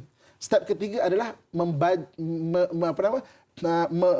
membaca hasil semayan. Bila kita cabut akar rosak dia, kita semai benda baru. Betul. Contoh pakai tudung kan. Pakai tudung ni panas. Tak adalah okey. Tak apa. Kita cari kain yang okey. Mahal sikit pun tak apa. Saya belikan pun tak apa. Kadang-kadang memanglah kain yang memang tudung faham. Tudung yang mungkin kain tak apa berpeluh-peluh kan. Tapi kain yang okey sebenarnya tak ada masalah. Cari kain yang mahal sikit. Dia mungkin tak mampu. Kita cakap kawan-kawan kita, siapa nak infak untuk kita bagi orang untuk pakai tudung dia. Beli yang cantik. Kadang-kadang orang tak pakai, dia rasa tak cantik. Maka kalau beli yang cantik, okey. Maksudnya, saya hadiahkan, saya tolong gayakan. Kadang awak nampak lebih cantik, nampaknya membaca hasil semayan. Itu 3 step dia. Tapi kena bina jembatan. Kalau tak bina jembatan, memang kita susah nak tegur. Bagaimana Ustaz kalau kita menggunakan kaedah ini psikologi dengan kaedah memuji? Cantik awak pakai tudung ni. Macam mana Ustaz? Dalam psikologi, untuk menegur ni memang dia, istilah psikologi dia ada dua istilah. Satu dipanggil positive reinforcement. Positive reinforcement ni iaitu kita puji baik dulu. Cantiklah awak ni, ataupun kita puji, awak semua okey dah, alhamdulillah semua okey. Cumanya maknanya itu positive reinforcement. Maksudnya kita iktiraf benda baik yang lain. Tak ada kata kau tak neraka kan? Neraka kau tak reti kan? Putus sahabat. Kita iktiraf dia memang baik dah. Cuma ini itu positive reinforcement. Satu lagi negative redirection. Negative redirection ni maksudnya benda negatif tu kita pimpin dia. Kan? Sebab itu tengok orang yang salah jangan tuding 1 jari. Salah ni kan. Tengok orang salah tuding 10 jari. Wow. Kenapa 10 jari? Engkau salah ni sebab apa? Bimbinglah dia. Apa yang betul? Kadang-kadang orang buat satu benda salah sebab memang dia tak tahu. Kita mungkin anak imam, anak makmum, mana orang pergi masjid lah kan. Okay? Dia tak pernah langsung terdedah dengan surau dengan masjid. Hidup dia penuh dengan memang ayah dia mungkin tak pakai tudung, mak tak pakai tudung, mana tak ayah dia tak pakai tudung macam tu. Maknanya keluarga dia memang tak pernah ada pun contoh pendedahan kepada agama Islam. Dia tak tahu. Jangan hukum dia. Sebab tu jangan hukum orang salah ni tapi 10 jari. Salah ni. Apa yang betul? Mari aku bimbingmu ke syurga. Kan nampak lebih bagus gitu kan. So maksudnya negative redirection. Maksudnya bimbing dia. Itu kalau istilah psikologi lah ya, maksudnya dari sudut memperbaiki seseorang tu. Ya, dan itu adalah teman yang membawa kita ke syurga. Ya, betul. Allahu Akbar. Baik Ustaz, sebagai kesimpulan, saya fikir apa yang kita kongsikan hari ini berkaitan dengan juga amal ibadat kita. Jika kita dapat pilih teman yang baik, yang sempurna, insya-Allah mampu untuk menjadikan satu pencetus semangat kita untuk berusaha ke syurga. Kesimpulan, pilih teman ke syurga untuk hari ini. Silakan Ustaz. Okay. Jadi apa yang kita kongsikan pada pagi yang berbahagia ini, kita balik pada asas ataupun basic yang saya kongsikan tadi. Membina kenalan ni dia ada 5 step dia. 5 step atau 5 keadaan ni. Pertama, orang yang tak kenal kita. Boleh jadi musuh kita. Kan? Kemudian naik kepada zamil, dia panggil. Zamil ni kawan. Kawan ni maknanya orang yang hadir pada keadaan tertentu. Mungkin sekolah, mungkin kerja dan sebagainya, kawan. Kemudian lepas Zamil, kita panggil dia sebagai Rafiq. Rafiq ni maknanya orang yang kawan tapi dia ada juga macam tak setuju dengan kita, bertekak dengan kita. Cuma beza dia akhirnya Ya'ud. Maknanya mereka kembali balik pada kita. Okey? Kemudian yang keempatnya kita panggil Sadiq ataupun sahabat. Sadiq ni maknanya orang yang sering bersama kita, selalu bersama kita dan ada kesamaan cara hidup kan, dan maknanya sama-sama maknanya menuju pada benda yang sama. Dan akhirnya kalimah Al-Habib. Habib ni orang yang sayang kita kerana Allah Subhanahu Wa Taala. So jadi kebanyakan kita berlakunya sahabat sampai ke Habib ni secara kita tak perasan. Ikut flow je, berlaku sahabat. Lepas tu kawan-kawan kita, sahabat kita tak ramai. Sebab mana kita ikut flow je macam tu. Jadi hari ini, apa kesimpulan dia? Upgrade. Kawan-kawan kita naik kepada Rafiq, kepada Sadiq, kepada Habib. Mana upgrade? Macam mana cara upgrade? Kita bimbing dia. Kita menjadi contoh role model yang mempengaruhi akhlak dia. Yang mempengaruhi apa yang dia maknanya suka dan sebagainya. Kita bimbing dia sebab ramai orang hari ini maknanya nak orang tunjukkan dia. Saya dah punya diving kan. Sebut saya diving tadi kan. Kenapa saya boleh jadi instructor? Dulu saya diving sebagai diver je. Bermula dengan bila saya perasan satu benda. Baik. Ketika kalau saya diving, kalau malam tak diving, orang tahu saya ustaz, orang akan tanya soalan agama. Ustaz, macam mana macam ni kan? Rupanya ramai orang nak dibimbing tapi dia malu nak ke surau. Ini ramai. So upgrade kenalan kita sampai kepada Zamil, kepada Rafiq, kepada Sadiq, kepada Habib. Pencipta sesuatu yang positif. Allahu Akbar. Tahniah Ustaz. Baiklah Ustaz, seronok bersama dengan Ustaz ni. Rasanya 2 jam tak cukup ni Ustaz. Tapi insya-Allah kita akan bersama lagi di masa depan. Cumanya Ustaz, untuk memurnikan pagi ni mungkin doa daripada Ustaz. Silakan. Insya-Allah. A'udzubillahi minasyaitonirrajim. Bismillahirrahmanirrahim. Alhamdulillahirabbil alamin wassalatu wassalamu ala asyrafil anbiya'i wal mursalin wa ala alihi wa sahbihi ajmain. Ya Allah ya Tuhan kami, kasihanilah diri kami ya Allah. Rahmatilah kami ya Allah. Angkatlah segala musibah dan wabak yang Kau kurniakan kepada kami ya Allah. Ya Allah ya Tuhan kami, jika Kau menjadikan wabak COVID-19 ini sebagai pengajaran kepada orang yang ingkar dan mungkar kepadamu ya Allah, jadikanlah ia menjalankan tugasnya dengan segera, lalu Kau angkat wabak ini dari kami ya Allah. Jika Kau menjadikan ia sebagai tanda kebesaran-Mu ya Allah, kami telah menyaksikan bahawa ini kebesaran-Mu ya Allah. Dengan kasih sayang-Mu, angkatlah wabak ini ya Allah. Jika Engkau jadikan ia sebagai tanda hari kiamat ya Allah, jadikanlah kami orang yang sentiasa tunduk dan beramal untuk akhirat kami ya Allah. Ya Allah ya Tuhan kami, belalah dan sayangilah orang yang berada di barisan hadapan ya Allah. Kurniakan ketabahan dan kesabaran kepada mereka ya Allah. Ya Allah ya Tuhan kami, belalah orang yang kehilangan pekerjaan di kalangan kami ya Allah. Belalah orang yang susah di kalangan kami ya Allah. Belalah orang yang dalam keadaan kesedihan di kalangan kami ya Allah. Kurniakan kesembuhan orang yang sakit di kalangan kami ya Allah. Ya Allah ya Tuhan kami berserah kepadamu ya Allah pada seluruh kehidupan kami ya Allah. Jangan tinggalkan kami keseorangan ya Allah. Kasihanilah kami ya Allah. Kasihanilah kami ya Allah. Kasihanilah kami ya Allah. Terutamanya ketika kami dalam kesusahan ya Allah. Allahumma rabbana atina fid dunya hasanah wa fil akhirati hasanah وقنا عذاب النار وأدخلنا الجنة مع الأبرار يا عزيز يا غفار يا رب العالمين. بارك اللهم لنا في شهر رمضان. بارك اللهم لنا في شهر رمضان. بارك اللهم لنا في شهر رمضان. وصلى الله على سيدنا ومولانا محمد وعلى آله وصحبه أجمعين. سبحان ربك رب العزة أما يصفون والسلام على المرسلين والحمد لله رب العالمين. تقبل الله منكم منا ومنكم تقبل يا كريم. Alhamdulillah, terima kasih kepada Al-Fadhil Ustaz Muhammad Abdullah Al-Amin kerana sudi bersama dengan kami atas perkongsian insya-Allah.